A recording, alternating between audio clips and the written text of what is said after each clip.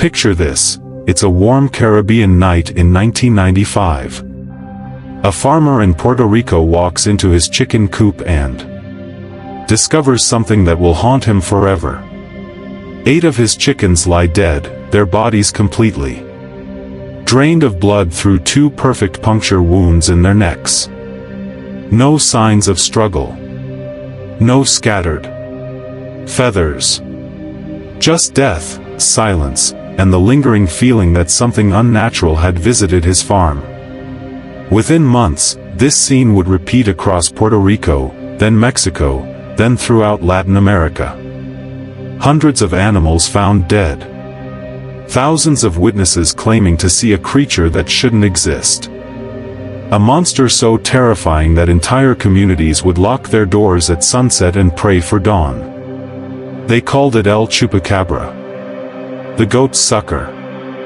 And for nearly 3 decades, this creature has remained one of the world's most enduring mysteries, dividing believers and skeptics, spawning countless investigations, and leaving behind a trail of questions that science still struggles to answer. Tonight, we're going to uncover the truth behind the legend. We'll walk through the blood-soaked farms of Puerto Rico, follow the cryptozoologists who've dedicated their lives to the hunt, and examine evidence that will make you question everything you thought you knew about the natural world. But I have to warn you, once you enter the world of the Chupacabra, there's no going back. Because sometimes, the most terrifying monsters are the ones that might actually be real. To understand the Chupacabra, we need to go back to where it all began. The year was 1995, and Puerto Rico was about to become ground zero for one of the most significant cryptozoological events in modern history. The island had always been a place where the supernatural felt close to the surface. Spanish colonization had blended with indigenous Taino beliefs and African spiritual traditions brought by enslaved people, creating a rich tapestry of folklore. Stories of spirits, monsters, and unexplained phenomena were woven into the very fabric of Puerto Rican culture. But what happened in the summer of 1995 was different. This wasn't folklore passed down through generations. This was something immediate, something tangible, something that left behind physical evidence. It started with Madeline Tolentino, a woman living in the town of Canavanas. On a humid August evening, Madeline was sitting in her living room when she heard her neighbor's dog barking frantically. She looked out her window and saw something that would change her life forever.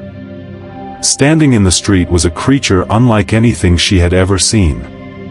It was about 4 feet tall, with grayish-green skin that seemed to shimmer in the streetlight. Its eyes were large and red, almost hypnotic. Most disturbing of all were the spines running down its back, and its long, thin arms that ended in claws. Madeline watched in horror as the creature turned and looked directly at her, as if it knew she was watching. For a moment that felt like an eternity, predator and witness stared at each other. Then, in a movement too quick for the human eye to fully process, the creature vanished into the darkness. The next morning, Madeline's neighbor found 8 of his chickens dead, drained of blood through 2 precise puncture wounds in their necks. Word of Madeline's encounter spread quickly through Canavanas, and soon other residents began coming forward with their own stories. A taxi driver reported seeing a similar creature hopping across the road with an almost kangaroo-like gait. A mother claimed the beast had peered through her bedroom window, its red eyes glowing in the darkness. But it was the animals that told the real story. Farm after farm reported the same gruesome discoveries. Goats, chickens, rabbits, even larger animals like pigs and calves, all found dead with their blood mysteriously drained.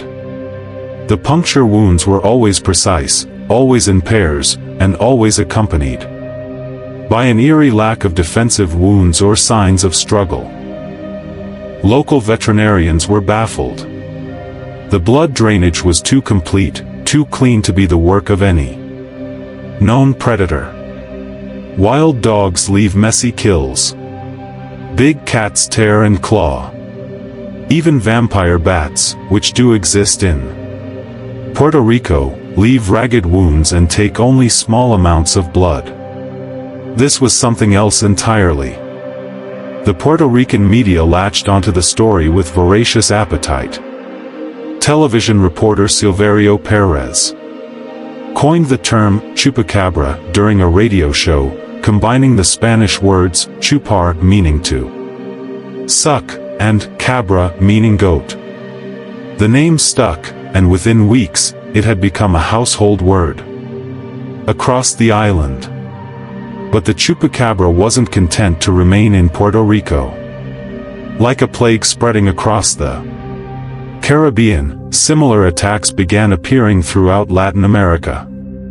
Mexico reported its first chupacabra incident in 1996, followed quickly by reports from Chile, Brazil, Argentina, and eventually even parts of the United States.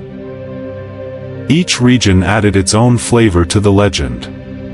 In Mexico, witnesses described a more dog-like creature with hairless, leathery skin. In Chile, the beast was said to leave behind a sulfurous odor. Brazilian reports often included claims that the creature could change colors like a chameleon. Despite these variations, certain elements remained consistent across all sightings. The creature was always described as bipedal when standing, but capable of moving on all fours at incredible speed. Its eyes were invariably described as large, red, and hypnotic. And wherever it appeared, livestock died in the same mysterious manner, drained of blood through precise puncture wounds. The scientific community's initial reaction was predictable skepticism. Dr. Luis Perez, a veterinarian from the University of Puerto Rico, examined many of the alleged chupacabra victims. His conclusion was that the animals had been killed by feral dogs, and that blood loss was being exaggerated by frightened farmers. But Dr. Perez's explanation didn't account for the precision of the wounds, the lack of tissue damage around the puncture sites, or the complete absence of blood at many crime scenes. When pressed about these inconsistencies, he admitted that some aspects of the cases were unusual, but maintained that natural predators were the most likely explanation. The debate between believers and skeptics had begun, and it would rage for decades to come. But for the people living in the affected areas, there was no debate. They knew what they had seen, they knew what they had lost, and they knew that something unnatural was stalking their communities. As 1995 drew to a close, the chupacabra had transformed from a local curiosity into an international phenomenon. Television crews from around the world descended on Puerto Rico. Cryptozoologists packed their bags and headed for the Caribbean. And somewhere in the darkness, the creature that had started it all continued its nocturnal hunts. The legend of the chupacabra had been born, but this was just the beginning of the story. As 1996 dawned, the chupacabra was no longer just Puerto Rico's problem.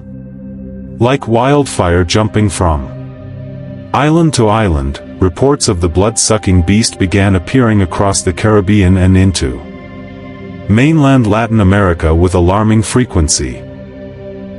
The creature's first major appearance on foreign soil happened in the Dominican Republic, just 300 miles west of Puerto Rico. In the small town of San Pedro de Macorís, farmer Miguel Santos discovered 12 of his goats dead in their pen. The scene was identical to what had been happening in Puerto Rico, too. Puncture wounds in the neck, complete blood drainage, and no signs of struggle. But Miguel's case had something extra, something that would become one of the most compelling pieces of chupacabra evidence ever recorded. The creature had left footprints in the mud around the goat pen. These weren't the paw prints of any known animal. They were elongated, with 3 distinct claw marks, and they showed a heel pad that suggested a bipedal creature. Dr. Carmen Rodriguez, a zoologist from Santo Domingo, examined the prints and publicly stated that she had never seen anything like them in 20 years of studying Caribbean wildlife. The prints were cast in plaster and sent to laboratories in the United States, where they were analyzed by forensic experts. The conclusion was disturbing. The prints were genuine, recently made, and unlike those of any known animal. Meanwhile, back in Puerto Rico, the attacks were intensifying. The town of Orocovis became a hotbed of chupacabra activity when farmer Ireneo Torres reported losing 37 animals in a single month. Goats, chickens, rabbits, even his prize bull, all found drained of blood with the creature's signature twin puncture wounds. What made Torres's case particularly significant was that he had installed a security camera system after losing his first few animals. On the night of March 15, 1996, his cameras captured something extraordinary. The footage, though grainy and brief, showed a dark, bipedal figure moving with inhuman speed across his property. The creature appeared to leap over a 6-foot fence with ease, disappearing from one camera's view and appearing in another's in what seemed like an impossible time frame. The footage was analyzed by video experts and declared authentic.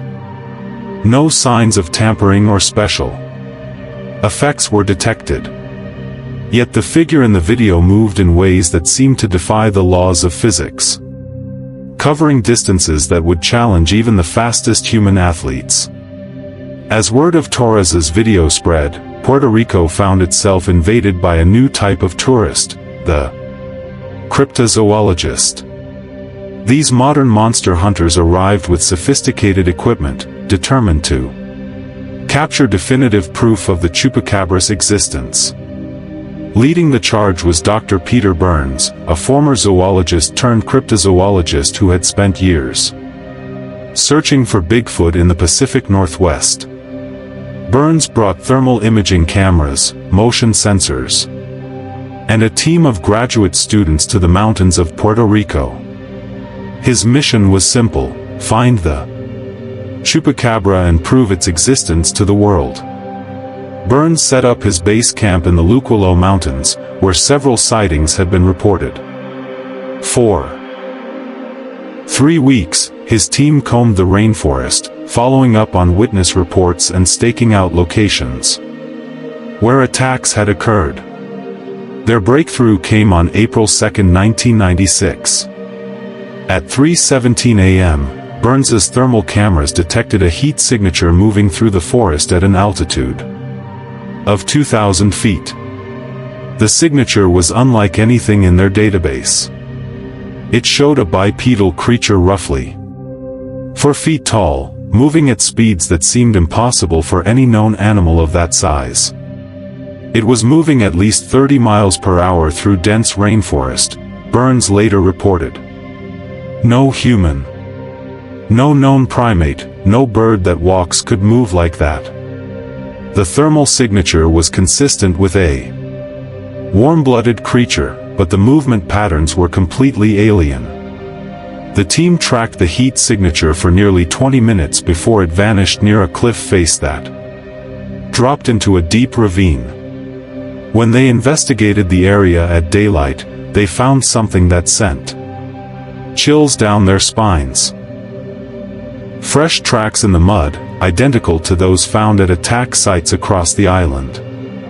But perhaps the most disturbing discovery was what they found at the bottom of the ravine. Scattered among the rocks were the bones of dozens of animals, all showing signs of having been drained of blood. Some of the bones were ancient, suggesting that whatever was responsible for the recent attacks had been active in the area for a very long time. As Burns's team was making their discoveries in the mountains, the Chupacabra was making its presence known in new territories. Mexico's first confirmed attack occurred in the state of Sinaloa, where rancher Carlos Hernandez found 20 of his goats dead in circumstances identical to the Puerto Rican cases. The Mexican media dubbed the creature El Vampiro de Sinaloa, but within days, witnesses began describing encounters with a beast that matched the Chupacabra descriptions perfectly. The creature was spreading, adapting, and somehow thriving in new environments. In Chile, the situation took on an even more sinister tone. The first Chilean attacks occurred near the town of Calama, in the heart of the Atacama Desert. This was significant because the Atacama is one of the world's driest places, with virtually no vegetation or native wildlife. Yet somehow, the Chupacabra had not only reached this desolate location but was thriving there. Chilean researcher Patricia Morales interviewed dozens of witnesses in the Calama area and discovered that the Chilean Chupacabra had some unique characteristics. Witnesses described a creature that could change colors to match its surroundings, almost like a chameleon. They also reported that it left behind a strong sulfur smell, leading some locals to believe it was demonic in origin. The sulfur connection was particularly intriguing because similar reports began coming in from other locations. Farmers in Puerto Rico mentioned a rotten egg smell lingering around attack sites. Mexican witnesses described an acrid, chemical odor. These olfactory clues suggested that the creature might possess some unique biochemical properties. As 1996 progressed, the Chupacabra phenomenon had spread to 8 countries and showed no signs of slowing down. Governments began taking notice. The Puerto Rican Department of Agriculture launched an official investigation, led by veterinarian Dr. Hector Garcia. His team examined over 300 alleged Chupacabra victims and concluded that while many could be explained by conventional predators, at least 30% of the cases defied easy explanation. There were aspects of these attacks that simply didn't fit any known predation patterns, Dr. Garcia reported. The precision of the wounds, the complete blood drainage, the lack of tissue damage around the puncture sites, these elements were consistent across cases but inconsistent with natural predation. The first wave of Chupacabra attacks had accomplished something unprecedented in the field of cryptozoology. For the first time in modern history, a legendary creature had left behind physical evidence in multiple countries, been witnessed by hundreds of people, and attracted serious scientific investigation. But as researchers would soon discover, the Chupacabra was just getting started. The power of the Chupacabra legend lies not just in the mysterious attacks or the grainy photographs, but in the voices of those who claim to have encountered the creature firsthand. These witnesses come from all walks of life: farmers and teachers, police officers and housewives, children and elderly, grandparents. Their stories, told with trembling voices and haunted eyes, form the emotional core of the Chupacabra phenomenon. Maria Elena Vasquez was hanging laundry in her backyard in Caguas, Puerto Rico, when she had her encounter. It was early morning, just after sunrise on May 23, 1996. The 43-year-old mother of 3 was enjoying the cool air before the day's heat set in when she heard her neighbor's chickens making an unusual commotion. It wasn't normal chicken noise, Maria Elena recalls.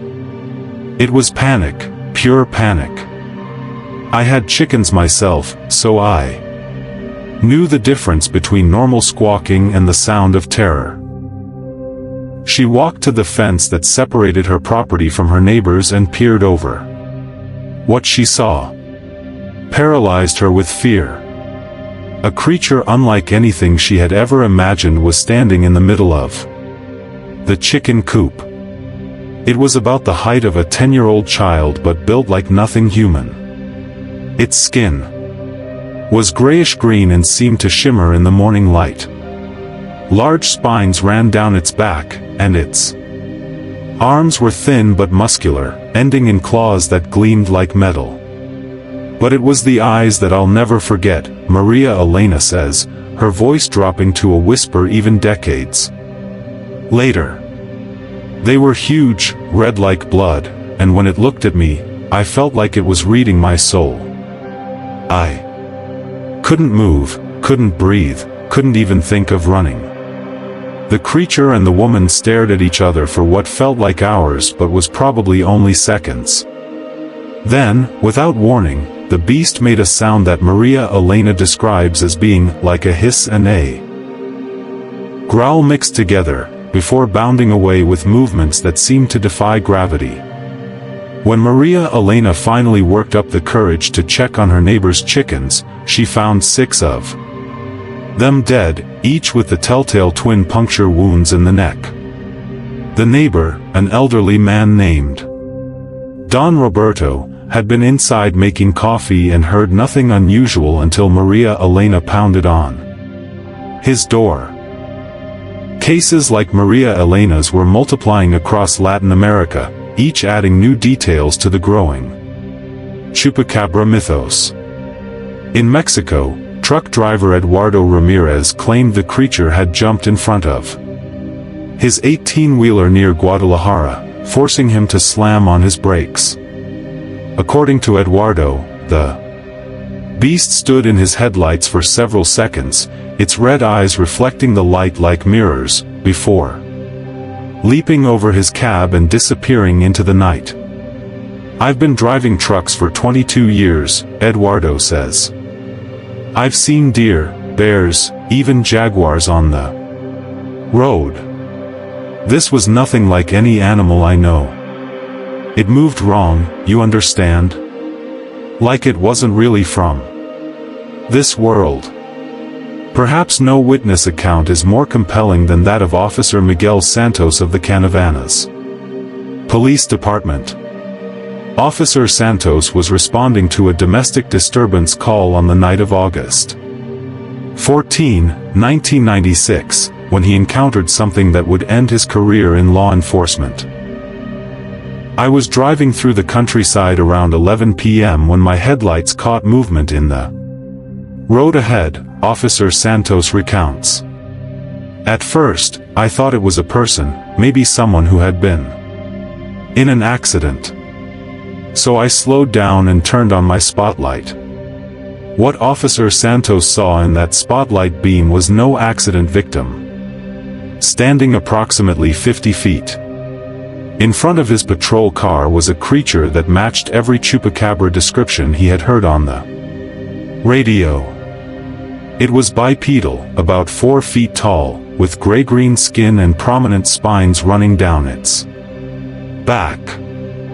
The thing that got me was how calm it seemed, Officer Santos remembers. It just stood there, looking at me, like it was studying me. I reached for my radio to call it in, and that's when it moved. The creature's movement was unlike anything Officer Santos had ever witnessed. Instead of running, it seemed to flow from one position to another, covering the 50-foot distance to his patrol car in what appeared to be a single bound. It landed on his hood with a metallic thud that dented the reinforced steel. I could see its face clearly through the windshield, Officer Santos says, his hands shaking slightly as he recalls the moment. The eyes were intelligent, almost human, but there was something behind them. Something hungry and alien. It stayed there for maybe 10 seconds, just looking at me, and then it was gone. The creature had vanished as quickly as it had appeared, but it left behind evidence. The hood of Officer Santos's patrol car bore deep scratch marks that lab analysis would later determine were made by claws. Harder than steel. Hair-like fibers found embedded in the scratches defied identification, resembling no known animal fur or synthetic material. Officer Santos filed an official report, complete with photographs of the damage to his vehicle and the strange fibers. The report was buried by his superiors, who were concerned about the department's reputation. Within 6 months, Officer Santos had resigned from the force, unable to reconcile his experience with the rational world of police work. People ask me if I believe in the Chupacabra, Officer Santos says. I don't have to believe in it. I've seen it, touched the marks it left behind. Belief has nothing to do with it. The children's accounts are perhaps the most haunting of all. 8-year-old Carlos Mendez was playing in his grandmother's garden in Ponce, Puerto Rico, when he claims to have had a close encounter with the beast. Unlike the terrifying experiences of adult witnesses, Carlos's encounter had an almost dreamlike quality. It was pretty, Carlos said in an interview conducted with his parents present. It had sparkly skin and big eyes like my teddy bear. It talked to me, but not with words. It talked in my head. According to Carlos, the creature communicated telepathically, asking him questions about his family and his life. The conversation lasted several minutes before the creature simply faded away, like smoke in the wind. Carlos's grandmother found him standing in the garden, staring at nothing, and it took several minutes before he could be coaxed to speak. That night, Carlos's grandmother's 3 goats were found dead with the characteristic puncture wounds. But Carlos maintains that his Chupacabra was friendly, and he still looks forward to seeing it again. Child psychologist Dr. Amanda Rivera has interviewed dozens of children who claim to have encountered the Chupacabra. She's found that while adult witnesses typically describe feelings of terror and paralysis, children often report more positive interactions. Children's perceptions are different from adults, Dr. Rivera explains. They haven't learned to be afraid of the unknown the way adults have. What an adult sees as monstrous, a child might see as simply different. This difference in perception has led some researchers to theorize that the Chupacabra might possess some form of psychic ability, appearing threatening to adults while presenting itself as benign to children. It's a controversial theory, but one that gains credence when examining the consistency of witness accounts across age groups. Not all encounters end peacefully. Farmer Jose Delgado of Humacao, Puerto Rico, claims he was physically attacked by the creature while investigating noises in his barn.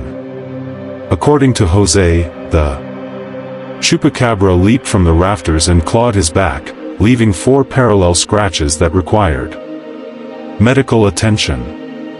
It felt like being hit by lightning, Jose recalls. Not just the claws, but there was something else, like electricity running through my whole body. I couldn't move for several minutes after it ran away. Jose's wounds were photographed and examined by medical professionals.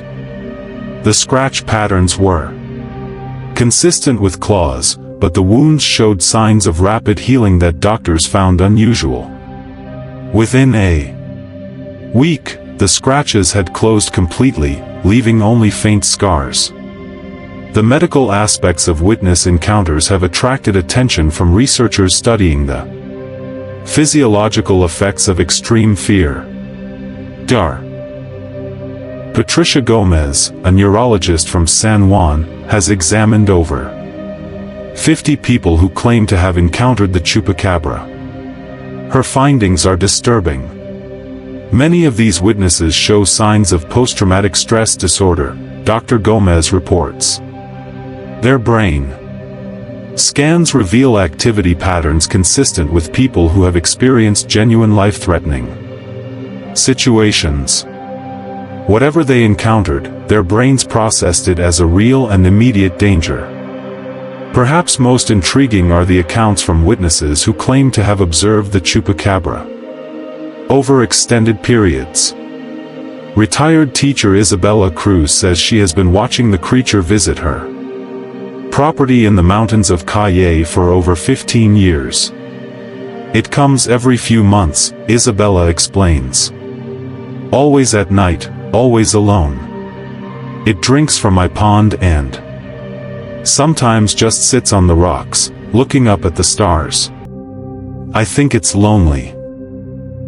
Isabella has never attempted to photograph or capture the creature, claiming that such actions would be a betrayal of trust. Her property has never experienced any livestock attacks, leading some to theorize that the chupacabra might be capable of forming relationships with humans under certain circumstances. These witness accounts, collected over decades of investigation, paint a picture of a creature far more complex than the simple monster of popular imagination. The chupacabra that emerges from these testimonies is intelligent, possibly psychic, and capable of inspiring both terror and wonder in those who encounter it. But witnesses are just one piece of the puzzle. As investigators would soon discover, the physical evidence left behind by the chupacabra would prove even more mysterious than the stories told by those who had seen it. If witness testimony forms the heart of the chupacabra mystery, then physical evidence represents its backbone. For nearly 30 years, a dedicated community of researchers, investigators, and amateur detectives has been collecting, cataloging, and analyzing the traces left behind by this elusive creature. Their findings have created one of the most extensive databases of cryptozoological evidence in history. Dr. Benjamin Radford stands at the center of this scientific hunt. A former magazine editor turned paranormal investigator, Radford has spent over 2 decades traveling throughout Latin America, examining alleged chupacabra evidence with the methodical approach of a forensic scientist. His laboratory in Albuquerque, New Mexico, houses the world's largest collection of chupacabra-related materials. When I started this investigation, I was expecting to debunk the whole thing within a few months. Radford admits. I thought I'd find a few hoax photos, some misidentified animal attacks, and maybe a few people seeking attention. What I found instead was a consistent pattern of evidence that defies conventional explanation. Radford's collection includes hair samples, blood specimens, footprint casts, audio recordings, video footage, and hundreds of photographs from alleged encounter sites. Each item has been subjected to rigorous scientific analysis, often at considerable personal expense to the researcher. The hair samples are perhaps the most puzzling pieces of evidence. Over the years, witnesses have recovered strange fibers from attack sites, fence posts, and even from their own clothing after encounters. These samples, when analyzed under electron microscopy, reveal a structure unlike any known animal hair.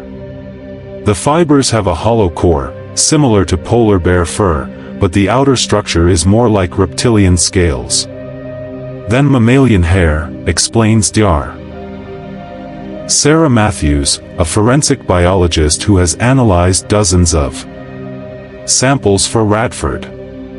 The protein structure is also unique. It contains amino acid sequences that we haven't seen in any terrestrial animal. One particular sample, recovered from a barbed wire fence in Jalisco, Mexico, has become legendary among chupacabra researchers. The fiber, which is nearly 6 inches long and has a metallic sheen, was subjected to spectrographic analysis that revealed trace amounts of elements not commonly found in biological materials, including titanium and iridium. Either this is hair from an animal unlike anything science has catalogued, or it's the most sophisticated hoax material ever created, Dr. Matthews concludes. Given the remote location where it was found and the fact that similar samples have been recovered across multiple countries, I lean toward the first possibility. Blood evidence presents another fascinating puzzle. At many attack sites, investigators have found small amounts of what appears to be blood that doesn't belong to the victims. This mystery blood, often found in droplets leading away from kill sites, has been analyzed by laboratories in the United States, Mexico, and Chile. The results are consistently baffling. The blood contains cells that are similar to mammalian red blood cells but are significantly larger and have a different shape. The hemoglobin structure is also unusual, with a molecular configuration that would theoretically allow for more efficient oxygen transport than human blood. If this blood came from a hoax, someone would have had to synthesize a completely new type of hemoglobin, notes Dr. Carlos Vega, a hematologist from Mexico City who has analyzed multiple samples.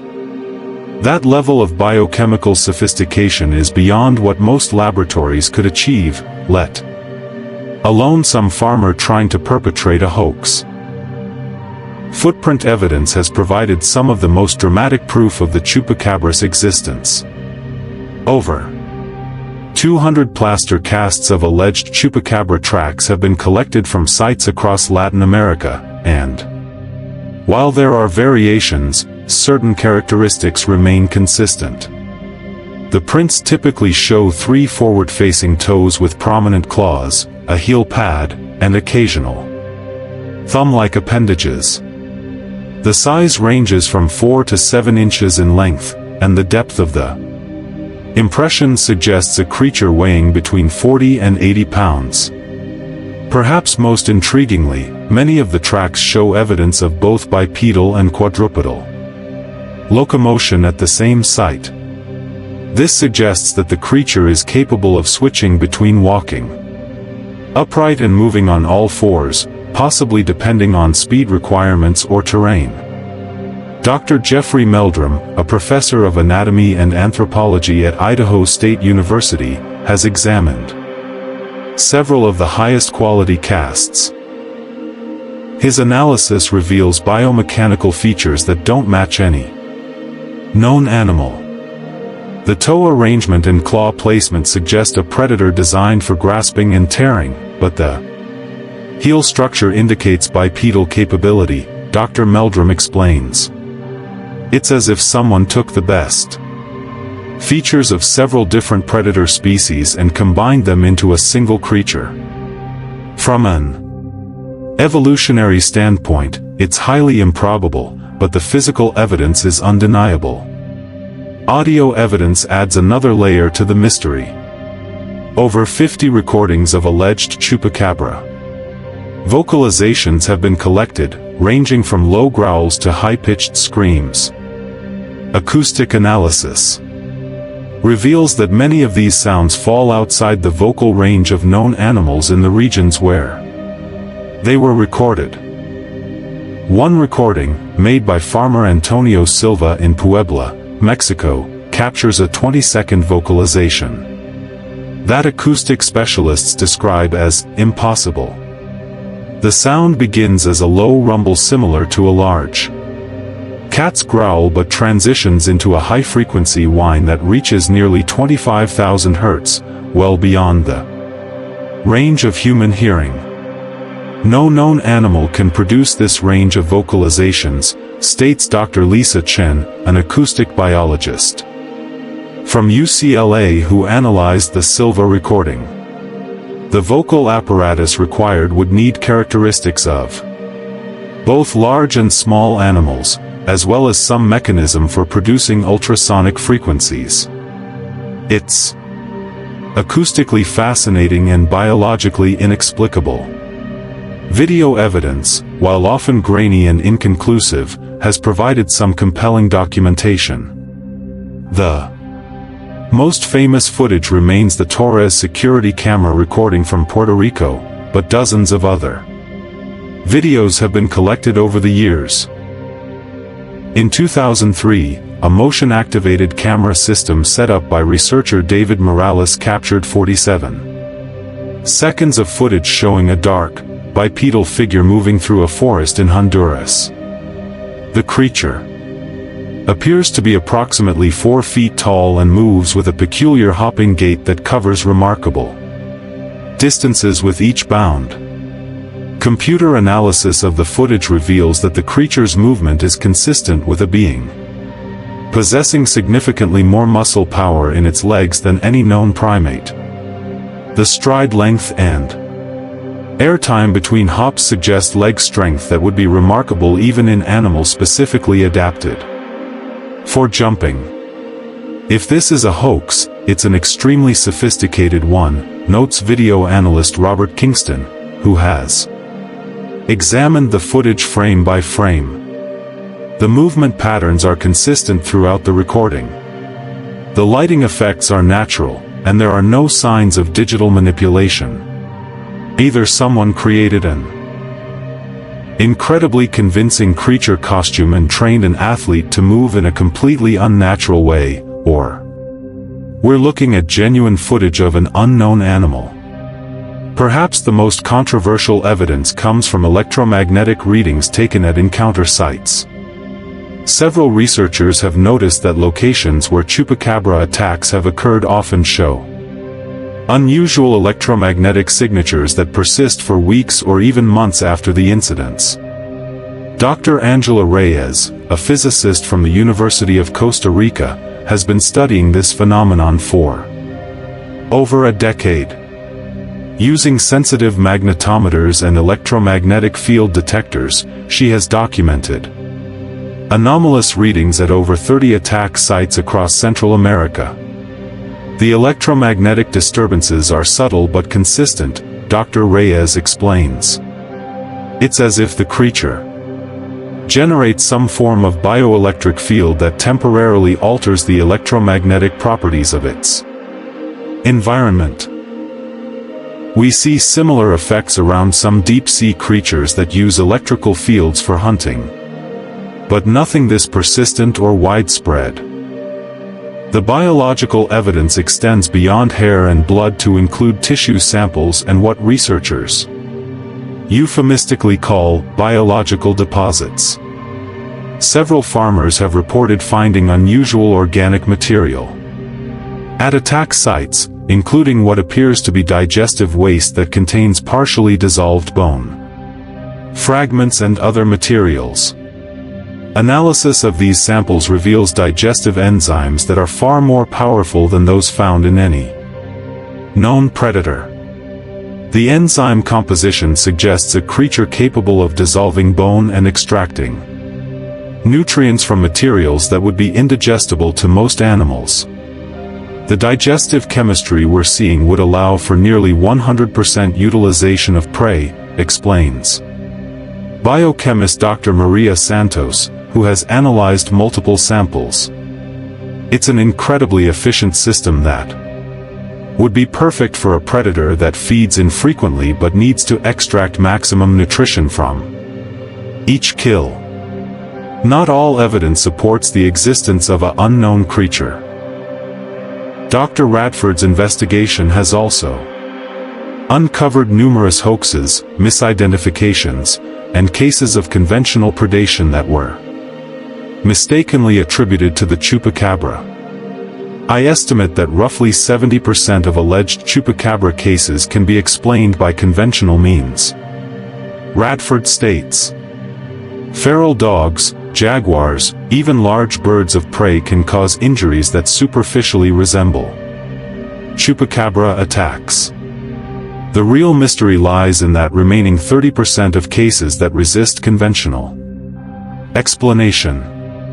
These unexplained cases share certain characteristics: the precision of puncture wounds, complete blood drainage, lack of defensive injuries on the victims, and the presence of one or more types of anomalous physical evidence. It's this subset of cases that keeps researchers like Radford continuing their investigations despite decades of inconclusive results. The DNA evidence presents perhaps the greatest puzzle of all.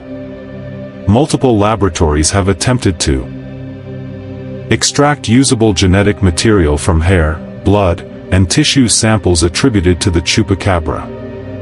The results have been consistently frustrating. We can extract DNA, but we can't match it to anything in any database, explains geneticist Dr. Robert Chen, who has analyzed samples for several research groups. The genetic sequences show characteristics of mammalian DNA, but there are portions that don't match any known species. It's as if we're looking at a chimera, a creature with genetic material from multiple sources. Some researchers have theorized that the chupacabra might be a hybrid creature, possibly created through genetic manipulation or representing a previously unknown branch of mammalian evolution. Others suggest that the DNA evidence might indicate an extraterrestrial origin, though this theory is met with considerable skepticism from mainstream scientists. The evidence hunters continue their work, driven by the tantalizing possibility that they might be documenting the existence of a creature that science has yet to acknowledge. Their databases grow larger each year, filled with samples, recordings, photographs, and measurements that collectively paint a picture of something that shouldn't exist but apparently does. As Dr. Radford observes, the evidence doesn't prove the existence of the chupacabra, but it certainly proves that something extraordinary is happening in these rural communities. Whether that something is an unknown animal, a series of elaborate hoaxes, or something else entirely remains to be determined. But after 2 decades of investigation, I can say with certainty that the mystery is far from solved. By 1998, the chupacabra had transcended its Caribbean origins to become a truly global phenomenon. What began as isolated reports from Puerto Rican farms had evolved into a worldwide mystery spanning 5 continents and generating thousands of alleged encounters. This expansion wasn't random, it followed specific patterns that suggested either an organized migration or a remarkably coordinated series of hoaxes. The creature's journey to mainland United States began in the borderlands of Texas and New Mexico, regions already rich with folklore about mysterious beasts and unexplained phenomena. The first confirmed American chupacabra incident occurred on a ranch outside of Laredo, Texas, in March 1998. Ranch owner Jim Morrison discovered 14 of his goats dead in circumstances that exactly matched the Puerto Rican cases. The animals were found in their pen, each with 2 precise puncture wounds in the neck and completely drained of blood.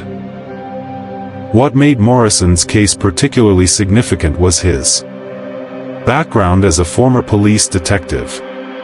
He approached the scene with investigative training and documented everything meticulously.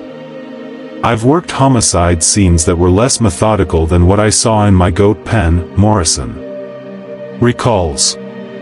The positioning of the animals, the precision of the wounds, the complete absence of blood, it was like looking at the work of a surgical predator. Morrison's photographs and detailed report caught the attention of cryptozoologists across the United States. Within weeks, his ranch became a pilgrimage site for researchers hoping to gather evidence of the Chupacabra's presence in America. The American expansion followed the interstate highway system with remarkable precision. Reports next appeared along I-35 in Oklahoma, then I-40 in Arkansas, and eventually I-95 in Florida. This pattern led some researchers to theorize that the creatures were following human transportation networks, possibly using them as hunting corridors. Dr. Mark Stevens, a wildlife biologist from Texas A&M University, studied the geographic spread of American Chupacabra reports and found the highway correlation too strong to be coincidental. If you map the sightings chronologically, they follow major interstate routes almost exactly, Dr. Stevens explains. Either someone is perpetrating an incredibly organized hoax using the highway system for distribution, or these creatures have learned to use human infrastructure to their advantage. The American chupacabras differed slightly from their Caribbean cousins, while maintaining the basic bipedal structure and blood-draining behavior. Witnesses in Texas and New Mexico often described a more canine-like creature. The spines were less pronounced, the skin appeared more leathery than scaly, and the overall body structure seemed more dog-like than reptilian. This variation led to speculation that there might be multiple species of chupacabra, each adapted to different environments. The humid Caribbean climate might favor the original reptilian form, while the arid American Southwest could support a more mammalian variant. Meanwhile, the creature's expansion into South America was creating headlines across the continent. Brazil's first major chupacabra outbreak occurred in the state of Minas Gerais, where over 200 animals were found dead in a 3-month period. The Brazilian cases were notable for their sheer scale and the presence of government investigators. The Brazilian military became involved when attacks occurred near sensitive installations, including a nuclear research facility outside of Belo Horizonte. Colonel Fernando Silva, who led the military investigation, filed a classified report that acknowledged the existence of an unidentified predatory species, but stopped short of using the term chupacabra.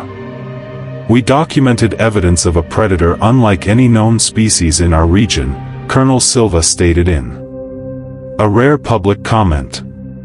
"The military takes any potential threat to our installation seriously, regardless of its origin or nature." The Brazilian cases introduced another disturbing element to the chupacabra phenomenon: attacks on humans. While the Caribbean and North American creatures had limited their predation to livestock, Brazilian reports included several alleged human encounters that resulted in injuries. The most documented case involved farm worker João Silva, who claimed he was attacked while checking on cattle near Uberlândia. According to Silva, the creature leaped from a tree and clawed his back, leaving 4 parallel scratches that required medical attention.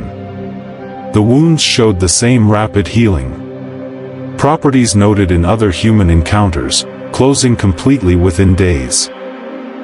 Argentina's encounter with the chupacabra began in the Pampas region, where cattle ranching dominates the landscape. The vast open grasslands provided a perfect hunting ground for a predator, and reports of cattle deaths began appearing in 1999. What made the Argentine cases unique was the scale of the attacks. While Caribbean incidents typically involved a few animals at most, Argentine ranchers reported losing dozens of cattle in single nights. The economic impact was enormous, with some estimates suggesting millions of dollars in livestock losses. The Argentine government responded by deploying veterinary teams to investigate the deaths. Their conclusions were mixed, with some cases attributed to natural predators and others remaining unexplained. Dr. Patricia Mendoza, who led one of the investigative teams, reported finding evidence that challenged conventional explanations. The blood drainage was too complete, too systematic to be the work of known predators, Dr. Mendoza stated.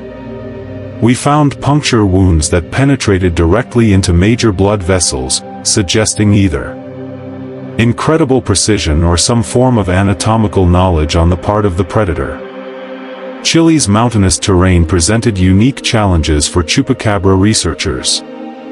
The country's first major wave of attacks occurred in the Andes foothills, where the high altitude and extreme weather conditions seemed unlikely to support an unknown predator. Yet Chilean farmers reported losing hundreds of animals to a creature that seemed perfectly adapted to the harsh mountain environment. The Chilean chupacabra was described as slightly larger than its lowland cousins, with thicker fur and the ability to change colors to match its surroundings. Researcher Carlos Mendoza spent 3 years tracking the Chilean creature and documented its remarkable adaptability. This thing seems to thrive in conditions that would challenge the survival of most known predators, Mendoza observed. It operates effectively at altitudes over 12,000 feet, in temperatures well below freezing, and across terrain that would be impassable for most animals. The creature's expansion into Asia began in the Philippines, where the first attacks were reported on the island of Luzon in 2001. The Filipino cases were particularly intriguing because they occurred in a completely different ecosystem from the creature's known habitat preferences. Local researchers noted that the Filipino chupacabra seemed to have adapted to a more aquatic lifestyle, with several sightings occurring near rivers and coastal areas. Witnesses described a creature capable of swimming with remarkable speed and diving to considerable depths. Dr. Elena Santos, a marine biologist from the University of the Philippines, investigated several coastal attacks and found evidence suggesting the creature could hunt effectively both on land and in water. The claw marks we found on attacked animals showed signs of saltwater corrosion, indicating the predator had recently been in the ocean, Dr. Santos reported. This suggests a level of adaptability that would be remarkable in any species. Europe's first confirmed chupacabra incident occurred in rural Spain, where shepherd Miguel Rodriguez found 12 of his sheep dead under circumstances matching the global pattern. The Spanish cases were significant because they occurred in a region with no historical precedent for similar mysterious predators. The European expansion raised questions about how the creatures were crossing oceans and adapting to completely new environments. Some researchers theorized about natural migration patterns, while others suggested more exotic possibilities. Dr. Hans Müller, a geneticist from the Max Planck Institute, proposed that the global expansion might indicate something more than simple animal migration. The speed and pattern of this expansion is unlike anything we see in natural animal populations, Dr. Müller observed. Either these creatures possess remarkable adaptability and mobility, or we're dealing with something that doesn't follow conventional biological rules.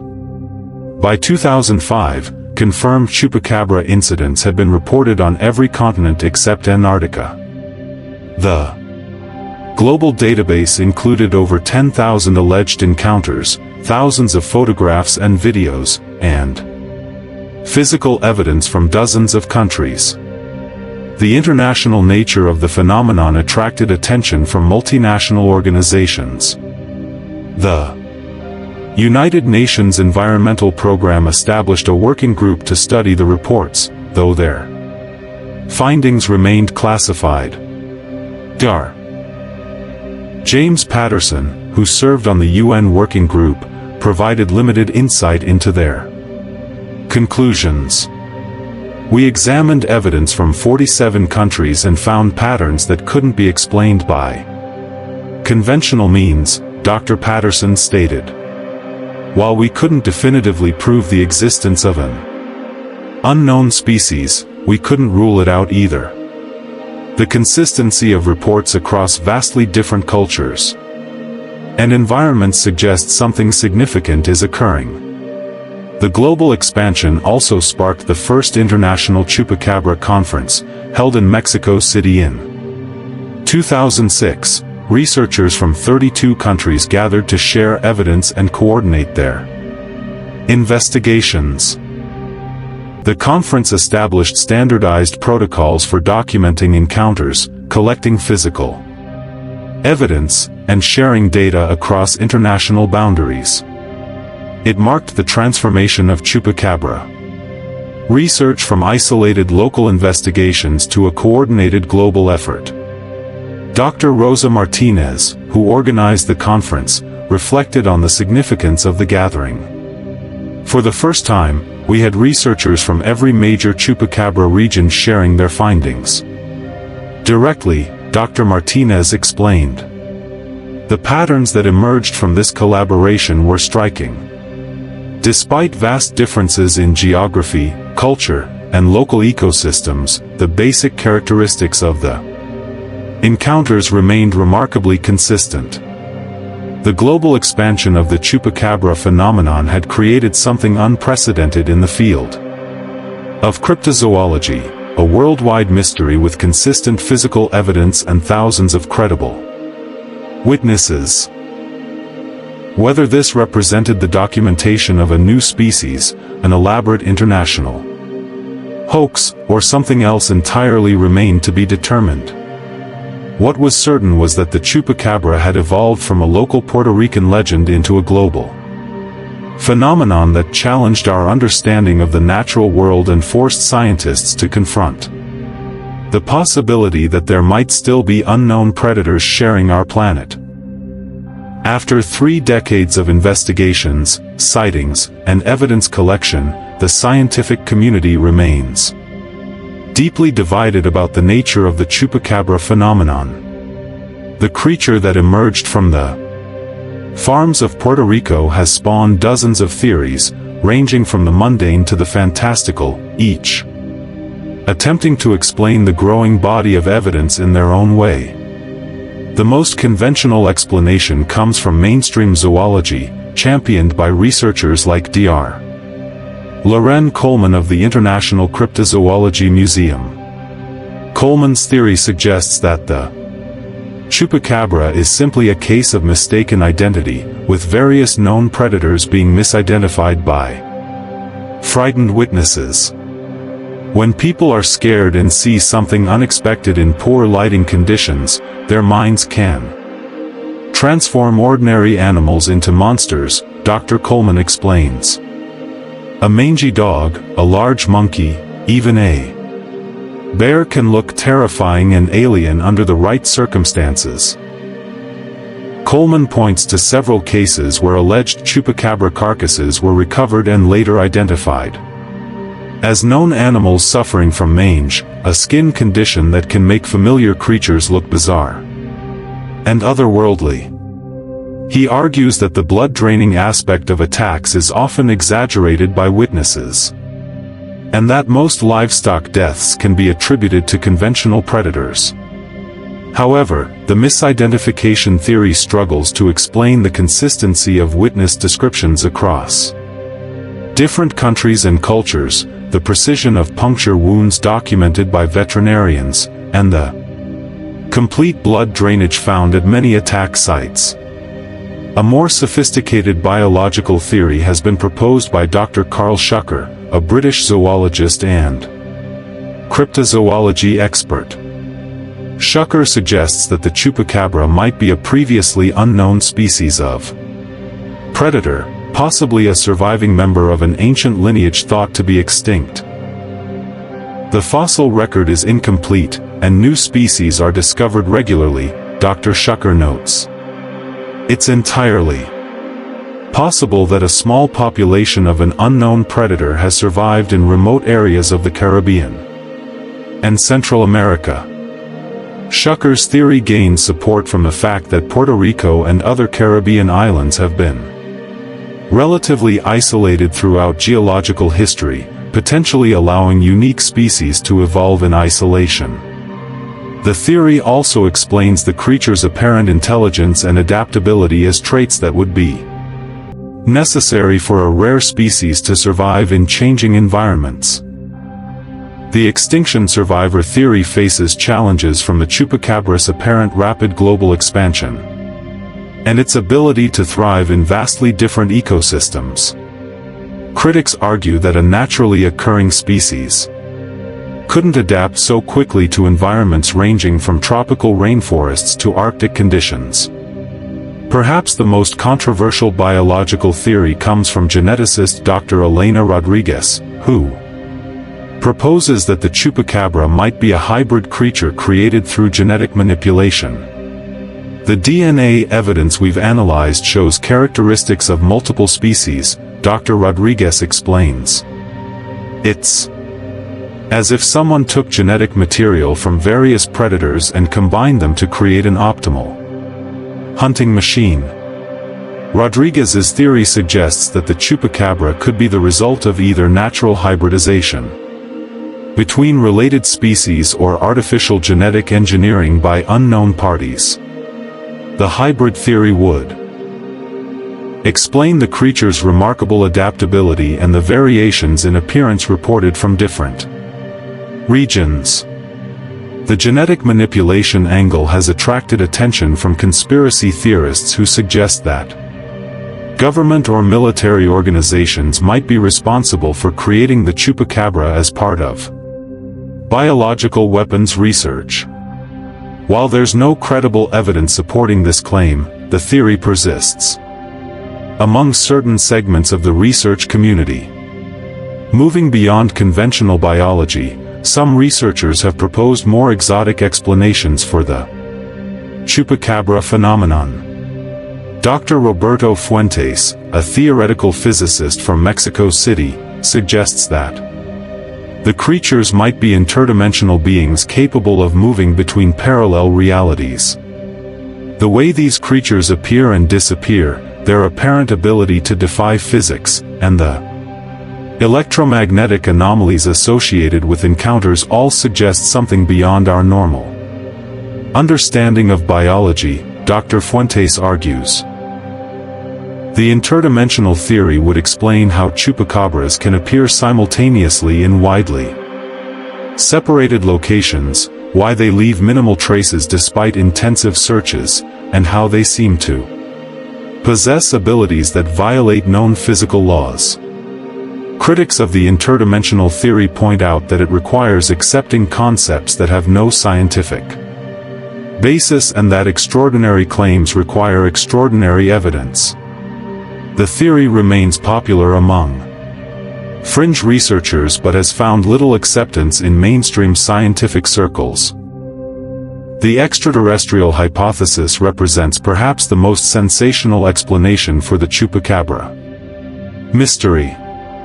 Proponents like Dr. Stanton Friedman, a nuclear physicist turned UFO researcher, suggest that the creatures might be alien beings or the products of alien genetic experiments.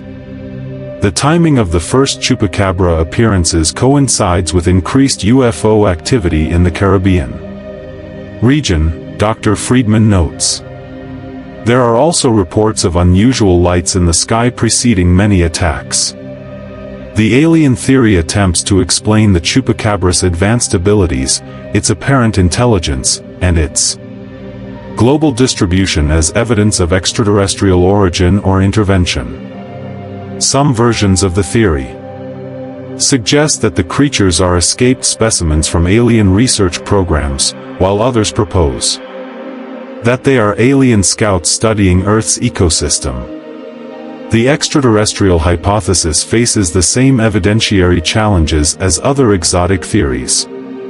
While it might explain some of the more puzzling aspects of Chupacabra encounters, it requires accepting the existence of alien visitation, for which there is no conclusive proof. A more grounded supernatural theory has been proposed by anthropologist Dr. Maria Santos, who suggests that the Chupacabra might be a tulpa or thought-form creature created by collective belief and fear.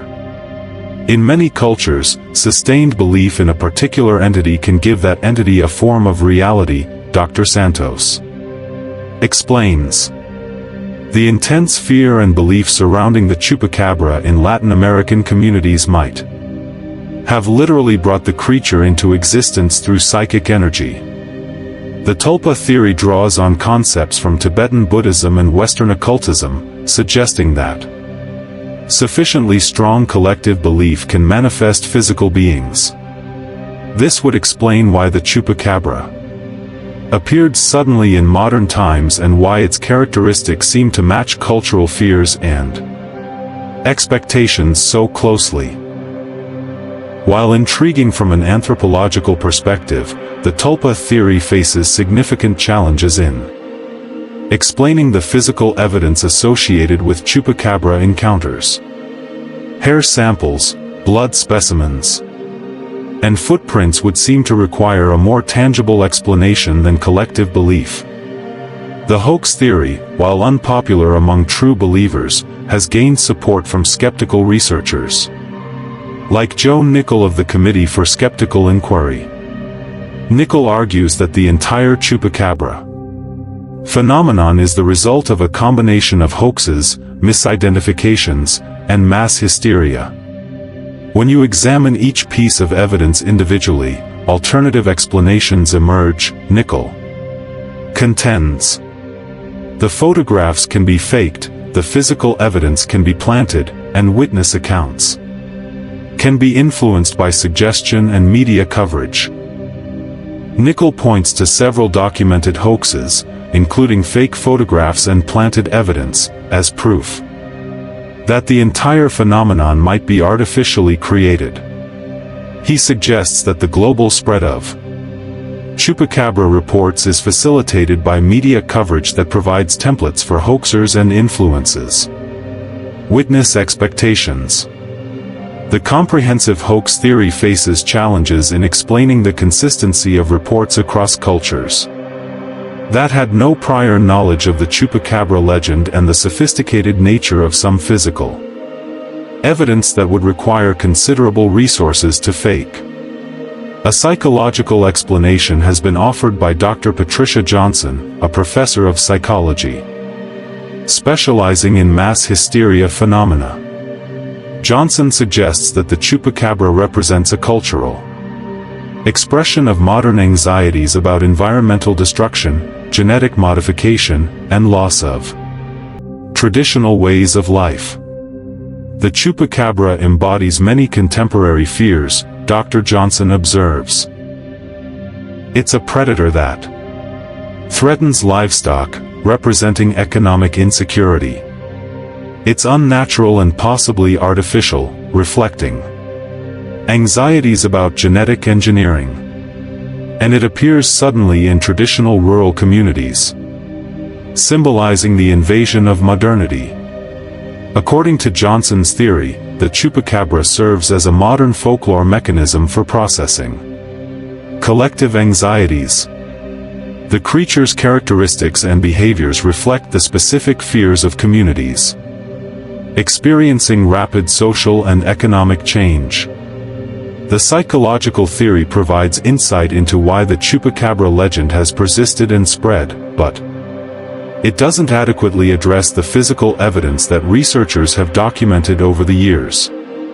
Perhaps the most comprehensive theory has been proposed by cryptozoologist Dr. Scott Corrales, who suggests that the Chupacabra phenomenon might involve multiple explanations operating simultaneously. It's possible that we're dealing with several different phenomena that have been grouped together. Under the Chupacabra label, Dr. Terrorize suggests some cases might involve unknown animals, others might be hoaxes, and still others might represent something entirely different. The multiple phenomenon theory acknowledges that not all Chupacabra reports are likely to have the same explanation.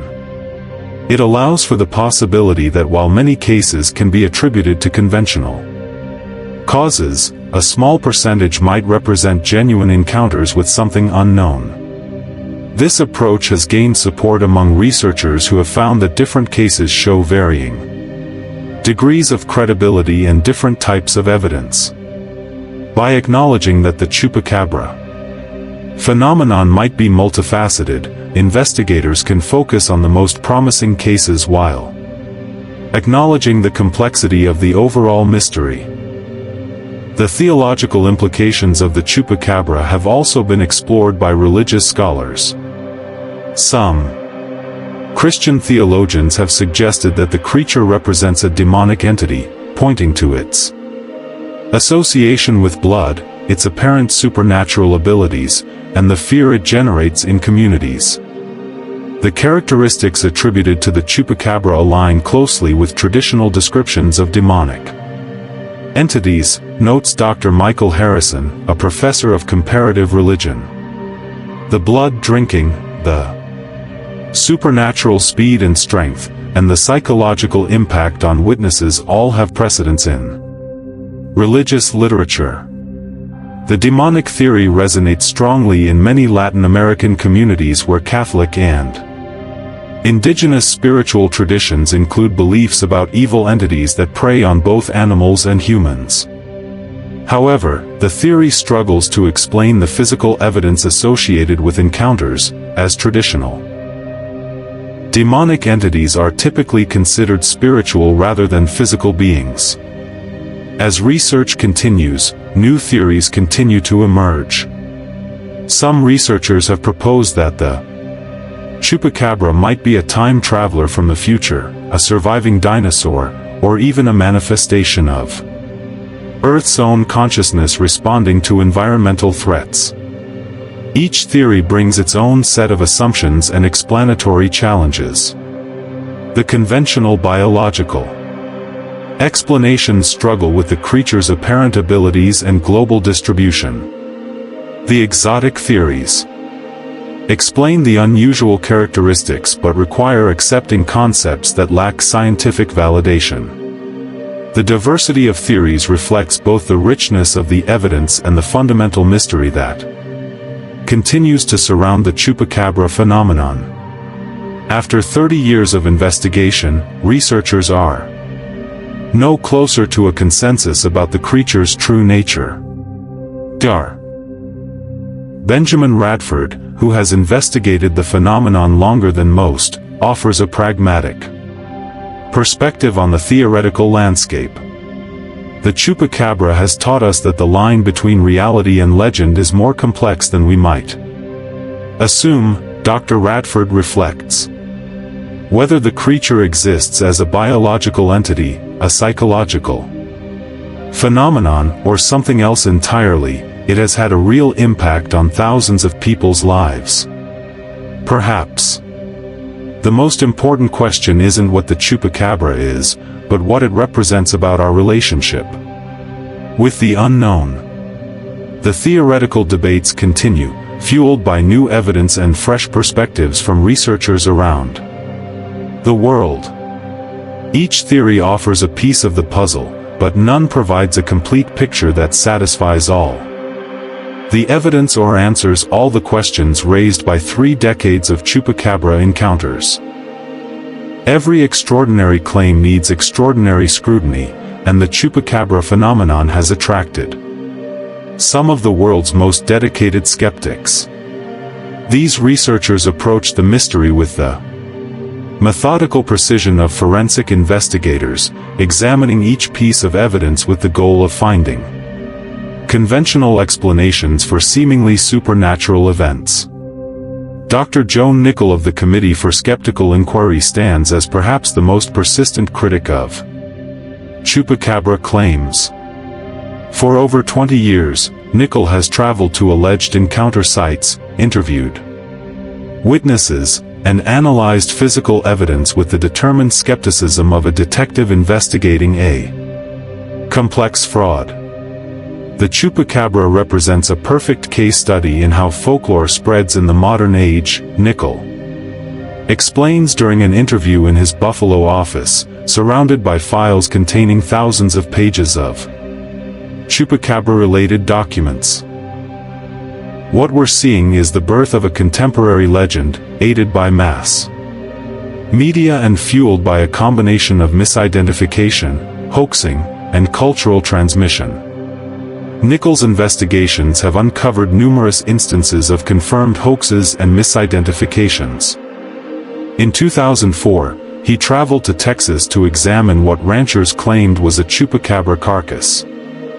His analysis revealed that the creature was actually a coyote suffering from severe mange, a parasitic skin condition that had left the animal hairless and grotesquely deformed. When people see a mangy coyote or dog, especially at night or from a distance, their minds can transform it into something monstrous, Nickel notes. The power of suggestion is remarkable. Once the idea of the Chupacabra enters a community's consciousness, ordinary events become extraordinary. Nickel has documented cases where alleged Chupacabra footprints were actually made by known animals, where mysterious hair samples came from common domestic animals, and where witness accounts changed dramatically after exposure to media coverage of other Chupacabra encounters. The consistency that believers point to as evidence of a real creature can actually be explained by cultural transmission, Nickel argues. People hear stories about red eyes, spines on the back, and blood-draining behavior, and then they interpret ambiguous experiences through that filter. Dr. Benjamin Radford, while more open to the possibility of unexplained phenomena than Nickel, has conducted equally rigorous skeptical analysis of Chupacabra claims. Radford's approach combines cryptozoological interest with scientific methodology, making him uniquely positioned to evaluate the evidence objectively. I went into this investigation hoping to find evidence of a new species, Radford admits. But the more I studied the phenomenon, the more problems I found with the conventional Chupacabra narrative. Radford's most significant contribution to Chupacabra skepticism involves his analysis of the blood-draining claims that are central to the legend. Through collaboration with veterinarians and forensic pathologists, Radford has demonstrated that many alleged cases of blood drainage can be explained by natural processes. When an animal dies, blood pools in the lowest parts of the body due to gravity, Radford explains. If a carcass is discovered hours or days after death, it can appear to be drained of blood even though the blood is simply no longer circulating. Additionally, scavengers like insects can remove blood from a carcass quite efficiently. Radford has also identified problems with the puncture wound evidence that features prominently in Chupacabra cases. His examination of veterinary reports reveals that many alleged twin puncture wounds are actually caused by the canine teeth of dogs or other known predators. Dog attacks often leave paired puncture wounds from the upper and lower canines, Radford notes.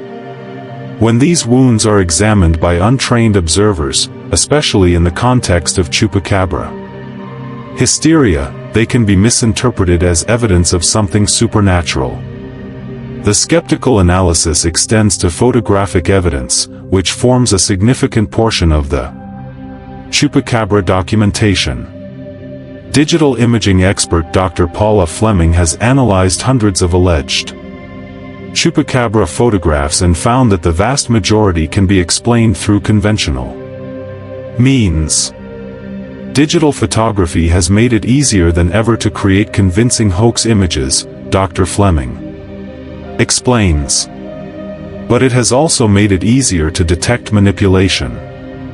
Most of the clear, detailed chupacabra photos I've examined show signs of digital alteration or can be identified as misrepresented images of known animals.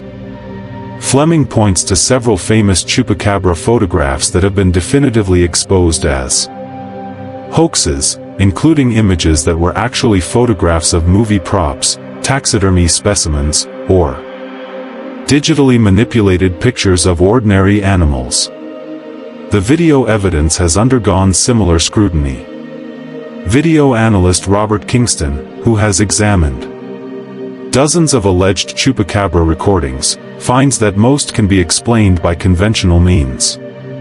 The problem with most chupacabra videos is that they're either too poor quality to show useful detail, or they're clear enough to reveal that the subject is actually a known animal, Kingston observes.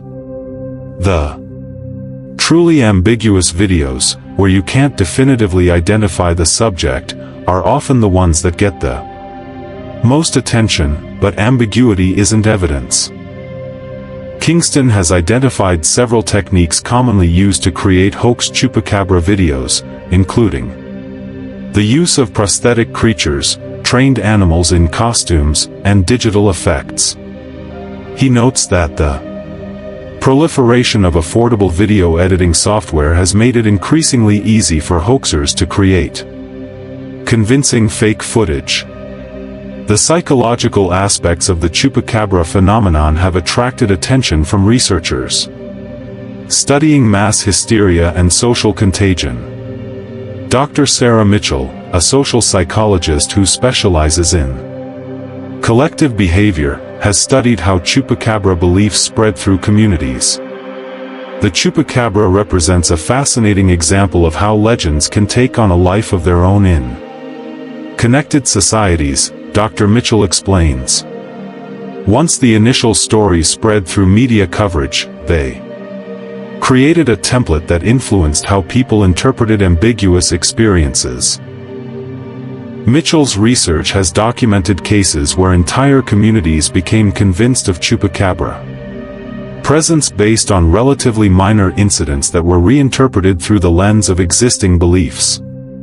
She notes that the emotional investment in the legend can become so strong that contrary evidence is dismissed or reinterpreted to fit the existing narrative.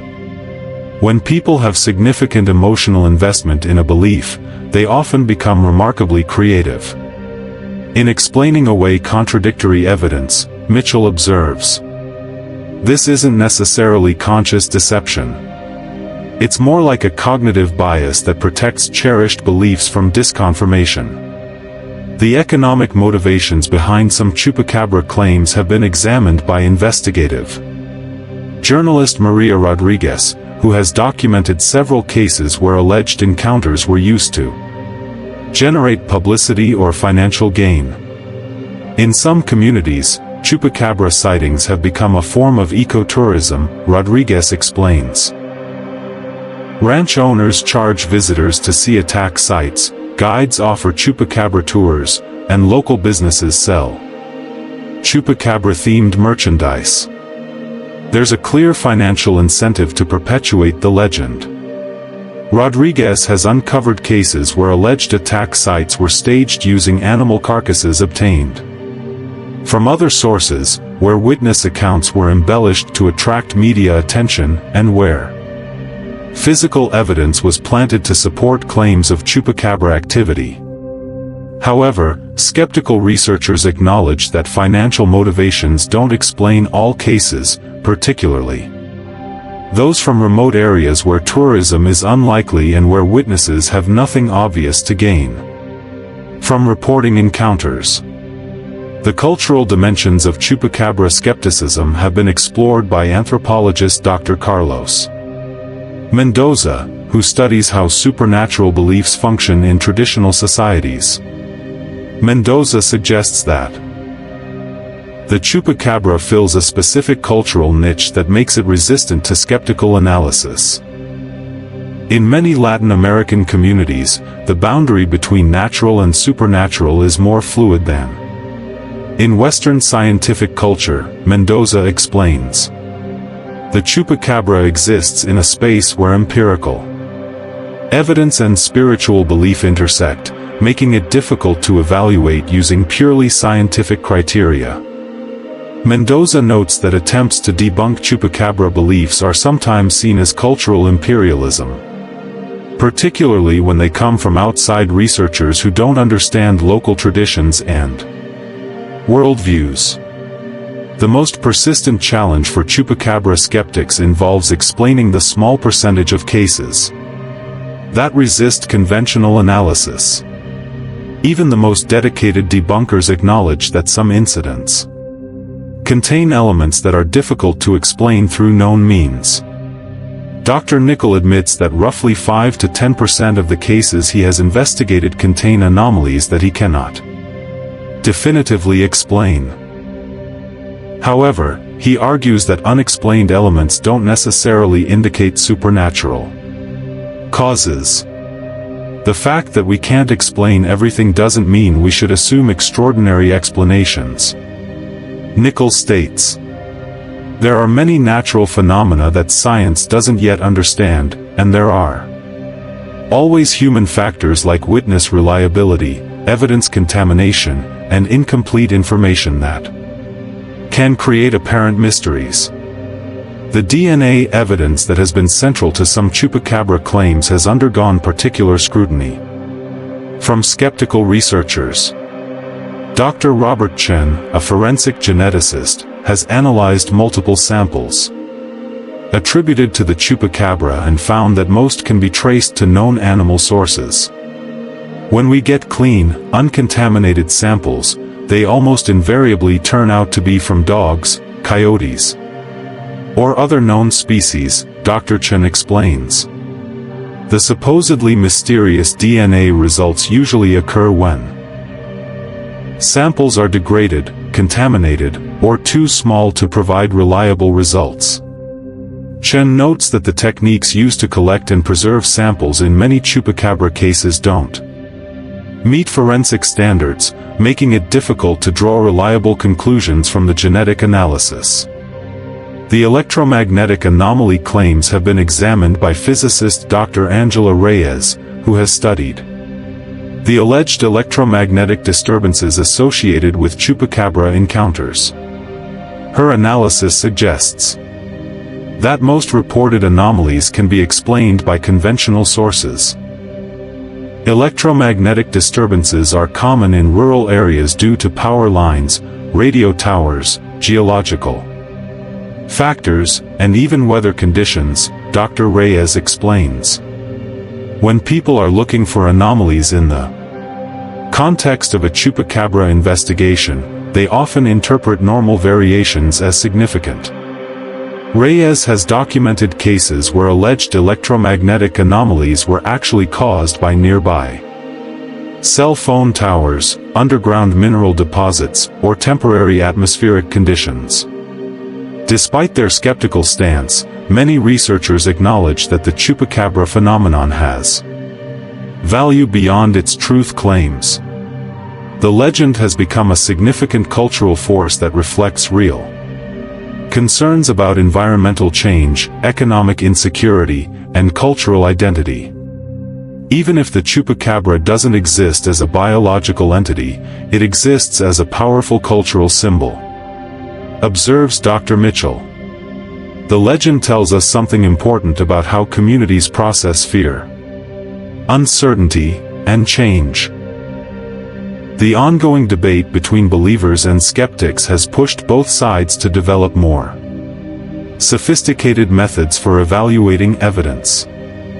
Skeptical researchers have improved their techniques for detecting hoaxes and misidentifications, while believers have become more careful about documentation and verification.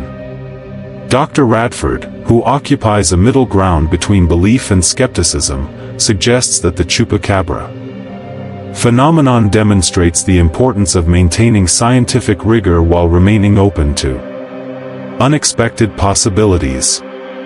The chupacabra investigation has taught me that the world is more complex and mysterious than either true believers or hardcore skeptics might assume, Radford reflects. While most cases can be explained conventionally, the phenomenon as a whole raises interesting questions about the relationship between folklore, media, and reality in the modern world. The skeptical perspective provides a crucial counterbalance to sensational claims and helps ensure that Chupacabra research maintains some connection to scientific methodology. However, the persistence of unexplained elements in some cases suggests that the final word on the Chupacabra mystery has yet to be written. While skeptics dissect the Chupacabra phenomenon with scientific precision, a passionate community of believers continues to investigate, document, and defend the reality of the creature they're convinced stalks the night. These modern monster hunters represent a diverse group united by their conviction that something extraordinary is happening in the shadows of our world. At the heart of the believer community stands Jamie Torres, a former police officer from Puerto Rico who experienced his first Chupacabra encounter while investigating reported livestock deaths in 1996. That encounter transformed Torres from a skeptical law enforcement professional into one of the most dedicated Chupacabra researchers in the world. People can call me crazy if they want, Torres says, sitting in his San Juan office surrounded by filing cabinets full of witness testimonies, photographs, and physical evidence. But I know what I saw that night, and I know that something is out there that science hasn't acknowledged yet. Torres's encounter occurred during a routine investigation of goat deaths on a farm outside Canavanas. As he examined the crime scene with a flashlight, he heard movement in the nearby brush. When he turned toward the sound, his flashlight beam illuminated a creature that matched every description he had heard from witnesses. It was about 4 feet tall, grayish-green skin, large red eyes, and those distinctive spines running down its back, Torres recalls. It looked directly at me for maybe 5 seconds, and in those seconds, I felt like it was studying me, evaluating whether I was a threat. Then it just melted back into the darkness like smoke. The encounter left Torres with more than just memories. His uniform showed 3 parallel tears across the chest, apparently from claws, though he didn't remember being touched by the creature. The tears were precise, cutting through the fabric and his bulletproof vest without scratching his skin. Torres retired from police work within a year of his encounter and dedicated himself full-time to Chupacabra research. He has since investigated over 800 alleged encounters, accumulated thousands of photographs, and built the world's most comprehensive database of witness testimonies. Every case teaches me something new, Torres explains, pulling out a thick folder labeled Recent Encounters, 2020 to 2023. The creature is evolving, adapting, learning. The Chupacabras we're seeing now are different from the ones reported in the 1990s. Torres points to subtle changes in witness descriptions over the decades. Early reports described a primarily bipedal creature, but recent encounters increasingly describe a beast comfortable moving on all 4s. The skin coloration has reportedly shifted from gray-green to darker browns and blacks. Most intriguingly, the creature seems to have become more elusive, with fewer direct visual encounters but more sophisticated attack patterns. Dr. Scott Corrales represents the academic wing of Chupacabra research. A professor of Latin American studies with a passion for unexplained phenomena, Corrales has approached the mystery with scholarly rigor while maintaining an open mind about extraordinary possibilities. The mistake many researchers make is approaching the Chupacabra with preconceived notions about What's possible, Terrorize explains from his Mexico City office. If we limit ourselves to conventional biological categories, we might miss something genuinely revolutionary. Terrorize has documented over 50 cases that he considers high credibility encounters involving witnesses with professional backgrounds, multiple independent observers, or compelling physical evidence. His research has identified patterns that he believes point to the existence of a highly intelligent predator species. The attack patterns show learning and adaptation, Terrorize notes, spreading out a map covered with colored pins representing different types of encounters. Early attacks were often messy, with evidence left behind and witnesses able to observe the creature clearly. Recent attacks are much more sophisticated, precise, efficient, and leaving minimal traces. This apparent evolution in hunting behavior has convinced Terrorize that researchers are dealing with a species possessed of remarkable intelligence, possibly superior to most known predators in its ability to adapt and learn from experience. Maria Santos represents a different type of believer, one whose faith in the chupacabra's existence stems from personal loss rather than scientific curiosity. Santos, a rancher from Sonora, Mexico, has lost over 200 animals to what she firmly believes are chupacabra attacks over the past 15 years. People who haven't lived through this don't understand the impact, Santos explains, standing in a pasture where she discovered 12 dead goats just 2 weeks earlier. It's not just the financial loss, though that's devastating. It's the feeling of being stalked by something you can't understand or fight. Santos's encounters have escalated over the years. Initially, she would find animals dead in the morning, with the characteristic puncture wounds.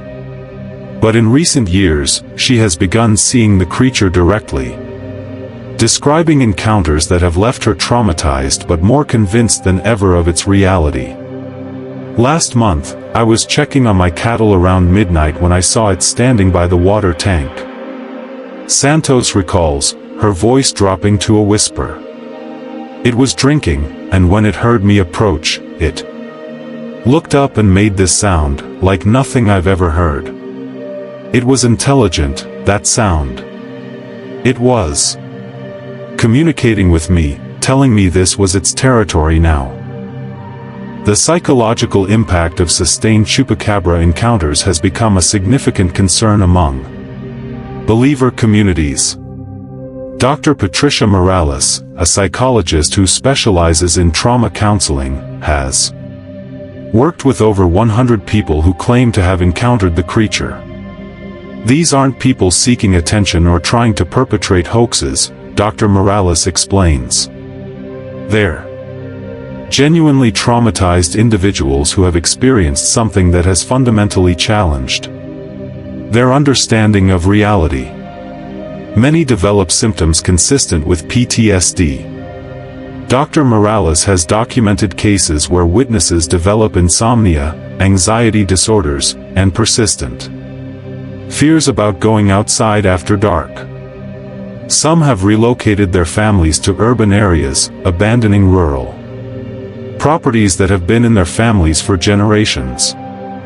The emotional cost of the chupacabra phenomenon is real, regardless of whether the creature itself is real, Dr. Morales observes. These communities are living in fear of something they can't explain or escape. The believer community has organized itself into an informal network of investigators, witnesses, and supporters who share information and provide mutual support. The International Chupacabra Research Society, founded in 2008, coordinates investigations across multiple countries and maintains databases of encounters and evidence. President of the society, Dr. Elena Rodriguez, explains their mission: we're not trying to convince skeptics. or prove anything to the scientific mainstream. We're trying to understand and document a phenomenon that's affecting thousands of people across the world. The Society's annual conference draws hundreds of researchers, witnesses, and enthusiasts from around the globe. The 2023 conference in San Antonio featured presentations on new evidence, theoretical discussions about the creature's nature, and workshops on investigation techniques. The community aspect is crucial, Rodriguez notes. Many witnesses feel isolated and disbelieved by their local communities. Knowing that others have had similar experiences provides validation and support. One of the most compelling believer arguments involves the consistency of reports across cultures that had no prior knowledge of Chupacabra legends. Dr. Carlos Mendoza has documented cases from remote areas of Brazil, the Philippines, and rural Africa where local witnesses described creatures matching Chupacabra characteristics before being exposed to media coverage of the phenomenon. When isolated communities independently report similar encounters, it suggests something more than cultural transmission or hoaxing, Mendoza argues. The creature seems to manifest consistent characteristics regardless of local folklore or media influence. Mendoza points to a 2019 case from a remote Amazonian tribe that had minimal contact with outside world. Tribal members reported attacks on their livestock by a creature they described in terms that closely matched standard Chupacabra descriptions, despite having no knowledge of the legend. The technological capabilities of modern believer investigators have evolved significantly since the early days of the phenomenon. Today's Chupacabra researchers employ thermal imaging cameras, motion-activated trail cameras, DNA analysis kits, and sophisticated audio recording equipment. Professional photographer and Chupacabra investigator Michael Harrison has invested over $50,000 in equipment designed to capture definitive proof of the creature's existence. His mobile laboratory includes night vision systems, electromagnetic field detectors, and communication equipment that allows him to coordinate with other investigators in real time. Technology gives us capabilities that early investigators could only dream of, Harrison explains, showing off his custom-designed surveillance system. We can monitor multiple locations simultaneously, analyze evidence in the field, and share findings instantly with researchers around the world.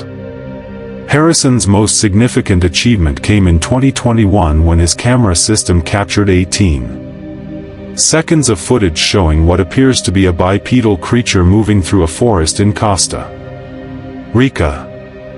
The footage has been analyzed by video experts who have found no evidence of manipulation or hoaxing. The movement patterns are unlike anything in our database of known animals, Harrison states. The creature covers distance in a way that suggests leg strength and agility that would be remarkable in any species. The footage has become one of the most studied pieces of Chupacabra evidence, with believers pointing to it as near-definitive proof of the creature's existence and skeptics arguing that it shows an ordinary animal distorted by poor lighting and distance. Veterinarian Dr. Carmen Silva represents the medical wing of the believer community. Over her 20-year career in rural Mexico, Silva has examined over 500 animals that she believes were killed by Chupacabras. The wound patterns are unlike anything I learned about in veterinary school, Silva explains, showing photographs of puncture wounds from her extensive files. The precision is surgical, the blood drainage is complete, and there's often evidence of some kind of anticoagulant that prevents normal clotting. Silva has documented cases where attacked animals show no signs of struggle, suggesting either that they were somehow paralyzed during the attack or that they were rendered unconscious through unknown means. A normal predator attack involves struggle, defensive wounds, scattered blood, and partial consumption of the prey, Silva notes. Chupacabra attacks show none of these characteristics. It's as if the animals simply allowed themselves to be drained. The believer community has also embraced citizen science approaches to investigation. The Chupacabra Identification Project, launched in 2018, allows witnesses to submit encounter reports, photographs, and physical evidence through a standardized online platform. The project has collected over 3,000 reports from 47 countries, creating the largest database of Chupacabra encounters ever assembled. Analysis of this data has revealed patterns that believers argue support the existence of an organized species rather than random hoaxes or misidentifications. The geographic clustering, seasonal patterns, and behavioral consistency we see in the data suggest a real phenomenon, explains project coordinator Dr. Roberto Fuentes. Random hoaxes or cultural transmission wouldn't produce these kinds of statistical patterns. The data shows that encounters peak during certain months of the year, cluster around water sources and livestock areas, and show evidence of territorial behavior that would be consistent with an intelligent predator species. One of the most passionate believers is Isabella Martinez, an elderly woman from rural Guatemala who claims to have been in contact with a chupacabra for over a decade. Unlike most witnesses who describe terrifying encounters, Martinez describes what she characterizes as a friendship with the creature. She comes to visit me every few months, Martinez explains, referring to the creature as female.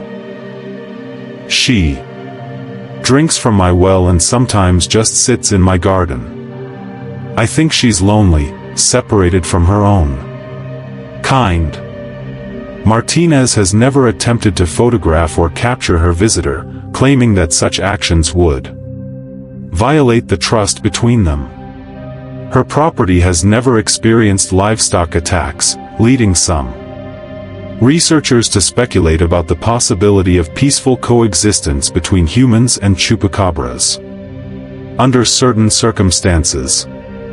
Not all encounters are hostile, Martinez insists.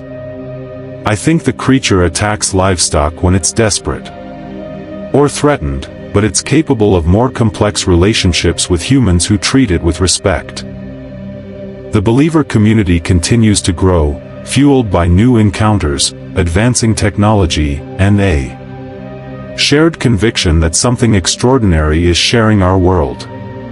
Their investigations have produced a vast archive of evidence that, while not accepted by mainstream science, represents one of the most comprehensive studies of any cryptozoological phenomenon in history. As Dr. Elena Rodriguez of the International Chupacabra Research Society observes, whether or not the scientific community accepts our findings, we know that thousands of people have experienced something that has changed their lives forever. That experience deserves to be documented, studied, and respected, regardless of its ultimate explanation. The believer's crusade continues, driven by personal experience, scientific curiosity, and an unshakable conviction that the truth about the chupacabra remains to be discovered. As the chupacabra phenomenon enters its fourth decade, the creature continues to evolve, adapt, and surprise researchers with new behaviors and characteristics. The modern era of chupacabra encounters, spanning roughly from 2010 to the present, has been marked by technological advances that have both clarified and deepened the mystery. The digital age has transformed how chupacabra encounters are documented and shared. Social media Platforms have become repositories for real-time sightings, creating an instant global network of witnesses and investigators.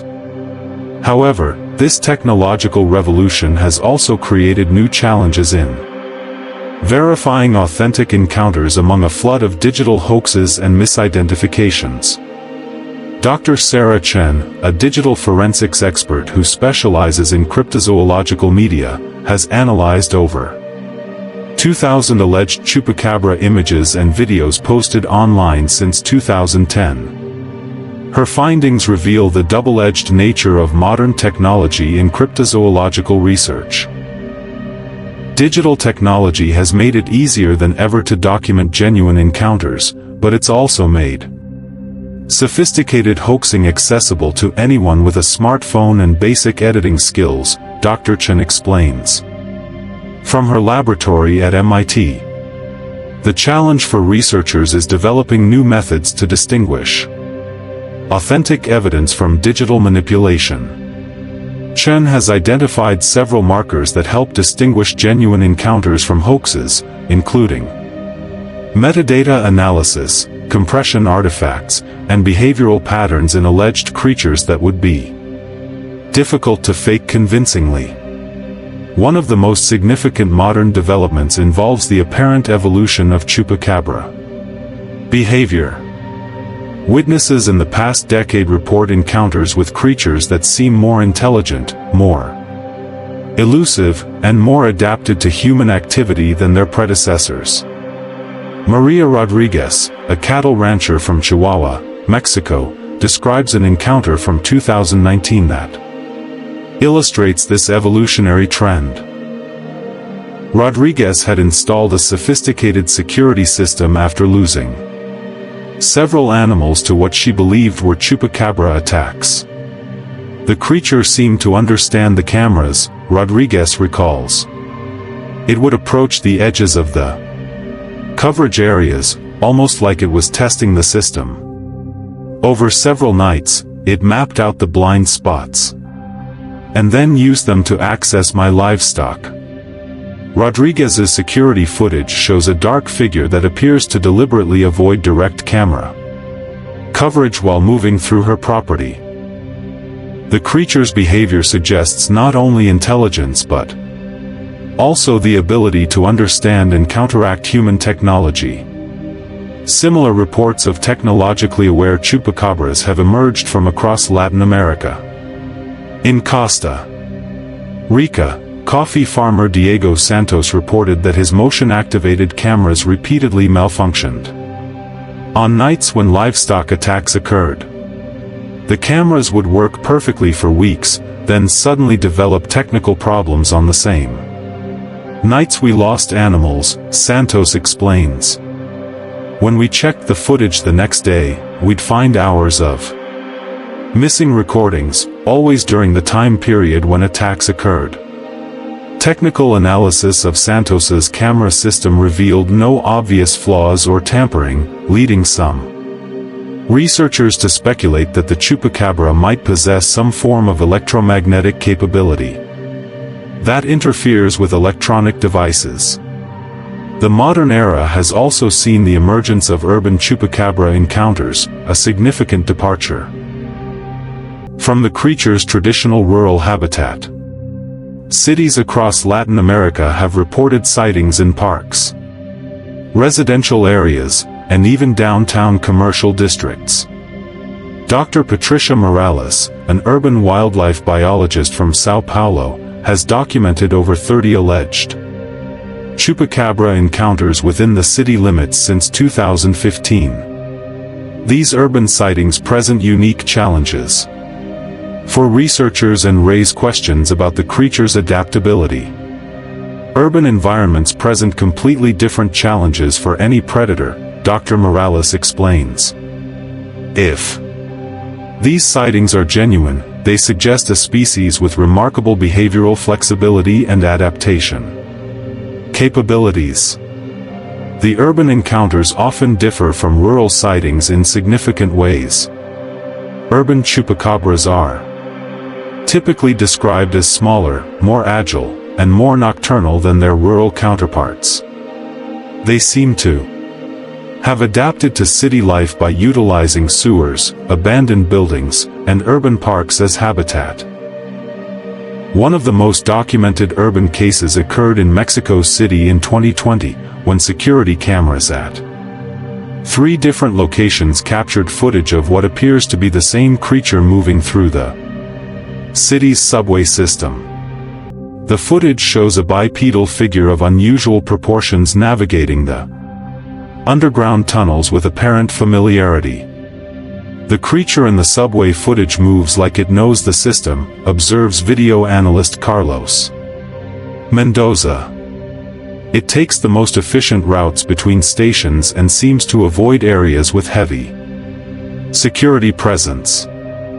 This suggests either remarkable intelligence or extensive prior exploration of the tunnel system. The COVID-19 pandemic created unexpected opportunities for chupacabra research as lockdowns reduced human activity in many areas. Several investigators reported increased sightings during 2020-2021, suggesting that the creatures might be sensitive to human population density. Wildlife photographer Elena Santos documented a remarkable series of encounters during the pandemic lockdown period in rural Chile. Her remote cameras captured multiple images of what appears to be a family group of 3 chupacabras utilizing areas that were normally busy with human activity. The pandemic gave us a unique window into how these creatures behave when human interference is minimized, Santos explains. The footage shows social behavior that we rarely see in normal circumstances, multiple individuals cooperating, apparent communication between them, and what looks like parental care behavior. Santos's pandemic footage has become some of the most studied chupacabra evidence of the modern era, providing insights into potential social structures and behavioral patterns that had been largely unknown. Technological advances have also enabled more sophisticated analysis of physical evidence. Modern DNA sequencing techniques, improved chemical analysis, and advanced imaging have provided new insights into the biological nature of alleged chupacabra remains. Dr. Jennifer Walsh, a molecular biologist at the University of Texas, has analyzed hair and tissue samples from alleged chupacabra encounters using next-generation sequencing techniques that weren't available to earlier researchers. The DNA we're extracting from recent samples is more complete and higher quality than what earlier investigators could obtain, Dr. Walsh explains. This has allowed us to develop a more detailed picture of the genetic characteristics of whatever species these samples represent. Walsh's analysis has revealed genetic sequences that don't match any known species in global databases. However, the DNA shows characteristics consistent with mammalian origin, suggesting a terrestrial rather than extraterrestrial source. We're looking at genetic material from what appears to be a previously unknown mammalian species. Walsh concludes. The sequences suggest a predator with unusual metabolic capabilities and possibly enhanced sensory systems. The modern era has also seen the emergence of alleged chupacabra communication attempts. Several investigators report encounters where the creatures appeared to be trying to communicate with humans through vocalizations, gestures, or even technological means. Dr. Luis Moreno, an animal behaviorist from Colombia, has recorded over 40 instances of what he believes are chupacabra communication attempts. His analysis suggests that the vocalizations follow patterns consistent with language-like behavior. The vocal patterns show characteristics of intentional communication, Moreno explains. There are recurring sound combinations that appear in specific contexts, suggesting a rudimentary form of language or at least complex symbolic communication. One of Moreno's most intriguing cases involves a rancher who reported receiving radio transmissions on unused frequencies that seemed to correlate with chupacabra activity on his property. The transmissions consisted of unusual clicking and whistling sounds that don't match any known natural or artificial sources. Climate change has emerged as a potential factor in modern chupacabra behavior. As weather patterns shift and traditional habitats change, researchers have noted corresponding changes in encounter patterns and creature behavior. Dr. Roberto Silva, a climate researcher who has studied the correlation between environmental changes and chupacabra sightings, has found significant statistical relationships between temperature fluctuations, rainfall patterns, and encounter frequencies. Climate change is forcing many species to adapt their behavior and habitat preferences, Silva explains. If the chupacabra is a genuine biological entity, it would be subject to the same environmental pressures affecting other wildlife. Silva's data shows that chupacabra encounters increase during periods of drought, extreme temperature fluctuations, and seasonal weather disruptions. This pattern suggests that the creatures might be particularly sensitive to environmental stress. The modern era has also witnessed the first alleged cases of beneficial chupacabra interactions. Several farmers have reported situations where the creatures appeared to target invasive species or diseased animals, potentially providing ecological services.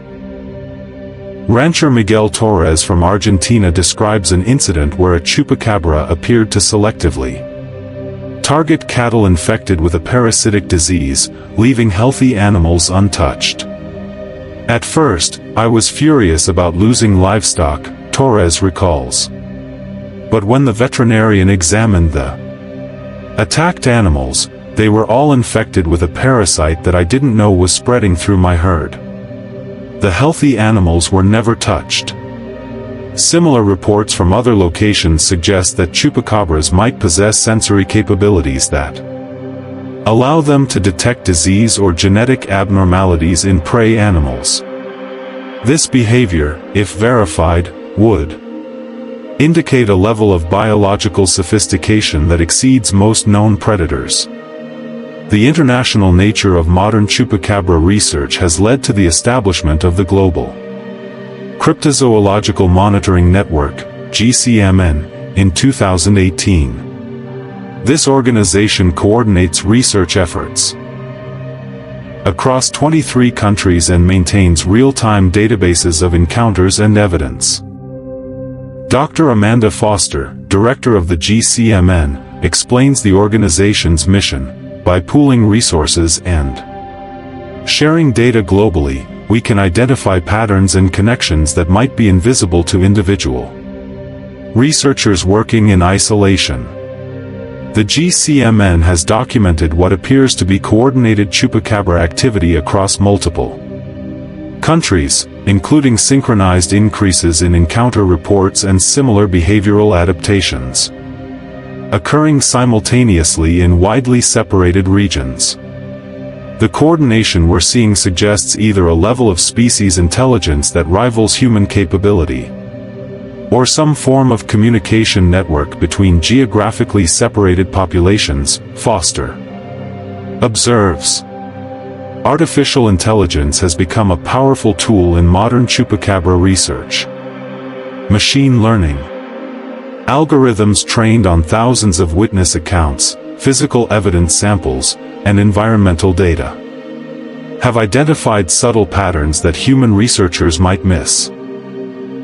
The AI analysis has revealed correlations between lunar phases and encounter frequencies, connections between geological features and attack sites, and behavioral patterns that suggest complex predator-prey relationships involving multiple unknown species. The AI findings have forced us to reconsider our basic assumptions about what we're investigating. explains computer scientist Dr. Alex Rodriguez, who developed the analysis programs. The patterns suggest something far more complex than a single unknown predator species. As the modern era of chupacabra research continues, new technologies and methodologies promise to shed further light on this enduring mystery. Drone surveillance, satellite monitoring, genetic analysis, and artificial intelligence are opening new avenues of investigation that might finally provide definitive answers about the nature of the creatures that have captivated and terrified witnesses for over 3 decades. The modern chupacabra phenomenon demonstrates that some mysteries evolve and adapt alongside human civilization, continuing to challenge our understanding of the natural world even as our tools for studying it become increasingly sophisticated. As our journey through the labyrinth of the chupacabra mystery draws to a close, we find ourselves facing the same fundamental question that has haunted investigators for nearly 30 years. What is the truth behind this elusive creature that has captivated the world's imagination? The evidence we've examined presents a complex tapestry of testimonies, physical traces, and documented encounters that resist easy categorization. From the blood-drained goats of Puerto Rico to the sophisticated urban sightings of modern cities, the chupacabra phenomenon has evolved into something far more intricate than early investigators could have imagined. Dr. Benjamin Radford, who has spent over 2 decades pursuing the truth about the chupacabra, reflects on the journey from his office in Albuquerque, surrounded by files that represent thousands of hours of investigation. When I started this research, I expected to solve the mystery within a few years, Radford admits. I thought I'd find the smoking gun that would either prove the creature's existence or definitively debunk the whole phenomenon. Instead, I've discovered that the truth might be more elusive and more interesting than either simple explanation. Radford's investigation has revealed the intricate ways that folklore, media, psychology, and genuine, unexplained events can interweave to create a phenomenon that transcends simple categories. His work has shown that while many chupacabra cases can be explained through conventional means, a persistent core of incidents resists easy explanation. The chupacabra has taught me that reality is more complex than our investigative methods sometimes allow us to understand, Radford observes. Whether we're dealing with an unknown species, a psychological phenomenon, or something else entirely, the impact on human communities is undeniably real. The scientific establishment's response to the chupacabra phenomenon has evolved considerably since the early days of blanket dismissal. While most mainstream researchers remain skeptical about the existence of an unknown creature, many now acknowledge that the phenomenon raises important questions about biodiversity, cultural transmission of beliefs, and the relationship between folklore and reality. Dr. Sarah Matthews, the forensic biologist who has analyzed dozens of alleged chupacabra samples, represents this more nuanced scientific perspective. The physical evidence we've collected doesn't prove the existence of the chupacabra as typically described, but it does suggest that something unusual is occurring in these rural communities, Matthews explains. Whether that something is biological, psychological, or sociological remains to be determined. Matthews's analysis has identified patterns in the physical evidence that are difficult to explain through conventional means. Hair samples with unknown protein structures, blood specimens with unusual cellular characteristics, and tissue samples containing unfamiliar genetic sequences all point to phenomena that deserve scientific attention, regardless of their ultimate explanation. the international scope of the Chupacabra phenomenon has created opportunities for comparative analysis that were unavailable to earlier researchers. By examining encounters from multiple continents and cultures, investigators have identified both consistent patterns and significant variations that provide clues about the phenomenon's nature. Dr. Elena Santos, coordinator of the International Chupacabra Database, has analyzed over 8,000 reported encounters from 52 countries. Her statistical analysis reveals patterns that seem too consistent to be explained by cultural transmission alone.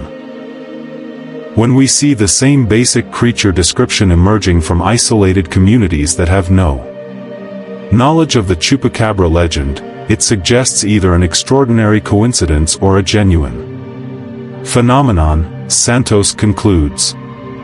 The database analysis has also revealed evolutionary patterns in the creature's apparent behavior and characteristics.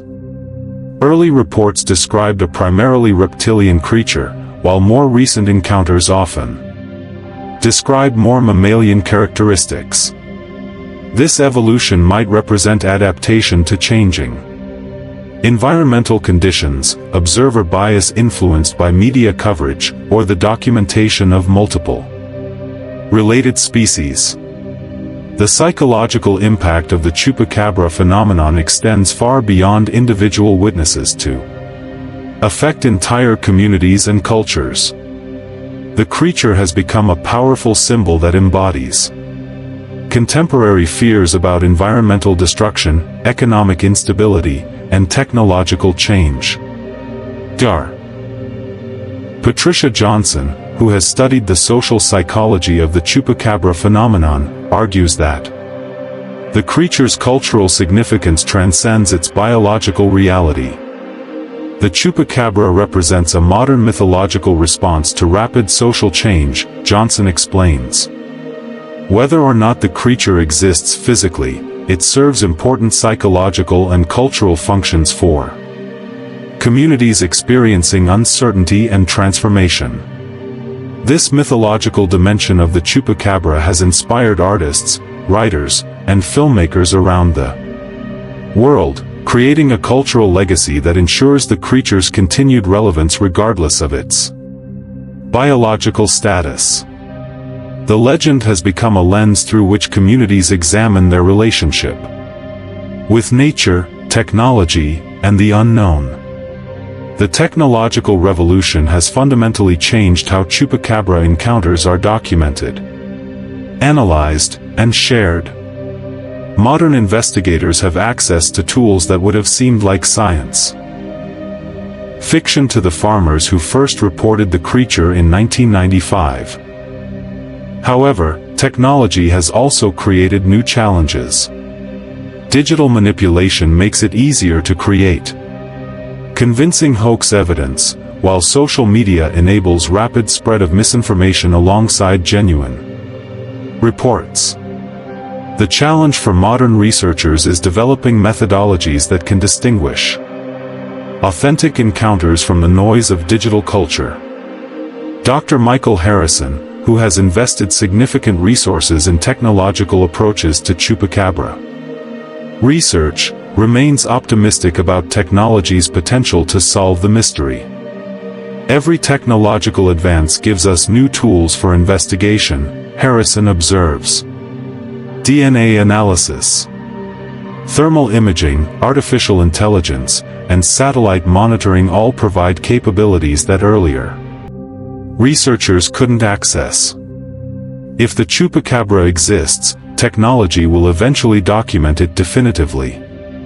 The commercial aspects of the Chupacabra phenomenon have created both opportunities and complications for serious research. Tourism, merchandise, entertainment products, and media coverage have turned the creature into a profitable industry that sometimes prioritizes sensationalism over accuracy. Yet this commercialization has also provided funding for research, raised public awareness of cryptozoological investigations, and created platforms for sharing information among researchers and witnesses worldwide. As we look toward the future of chupacabra research, several trends seem likely to shape the continued investigation of this enduring mystery. Climate change and habitat destruction may force alleged creatures into increased contact with human populations, potentially creating new opportunities for documentation. Advances in genetic analysis, particularly in environmental DNA sampling, might allow researchers to detect the presence of unknown species without capturing physical specimens. Artificial intelligence and machine learning could identify subtle patterns in vast databases of encounters and evidence that human researchers might miss. The democratization of research tools through smartphone apps, citizen science platforms, and social media networks could transform chupacabra investigation from the domain of dedicated specialists to a global collaborative effort involving thousands of participants. However, these same technologies might also make the mystery more complex by increasing the volume of reports, evidence, and theories that investigators must evaluate. Dr. Scott Terrorize, who has spent decades studying the chupacabra phenomenon, offers a philosophical perspective on the ongoing investigation. Perhaps the most important aspect of the chupacabra mystery isn't whether the creature exists, but what the search for it reveals about human nature, Terrorize suggests. The phenomenon has brought together people from different cultures, backgrounds, and beliefs in a shared quest for understanding. That collaborative spirit might be the most valuable discovery of all. The witnesses whose testimonies form the foundation of the chupacabra legend continue to report encounters, each adding new details to the expanding narrative. Their experiences, whether interpreted as contact with an unknown species or manifestations of psychological and cultural forces, represent genuine human encounters with the mysterious and unexplained. Maria Elena Vasquez, the woman whose 1996 sighting helped establish the chupacabra legend, reflects on her role in the phenomenon's history. "Sometimes I wonder if I should have kept quiet about what I saw," Vasquez says. "But I know what I experienced, and I think people deserve to know that there are still mysteries in our world, still things that science hasn't explained." The chupacabra has succeeded in ways that few legendary creatures have achieved. It has generated serious scientific investigation, international media attention, academic study, and cultural impact that extends far beyond its origins in rural Puerto Rico. Whether the creature represents an unknown species, a complex psychological phenomenon, an elaborate hoax, or something else entirely, its impact on human culture and scientific methodology is undeniable.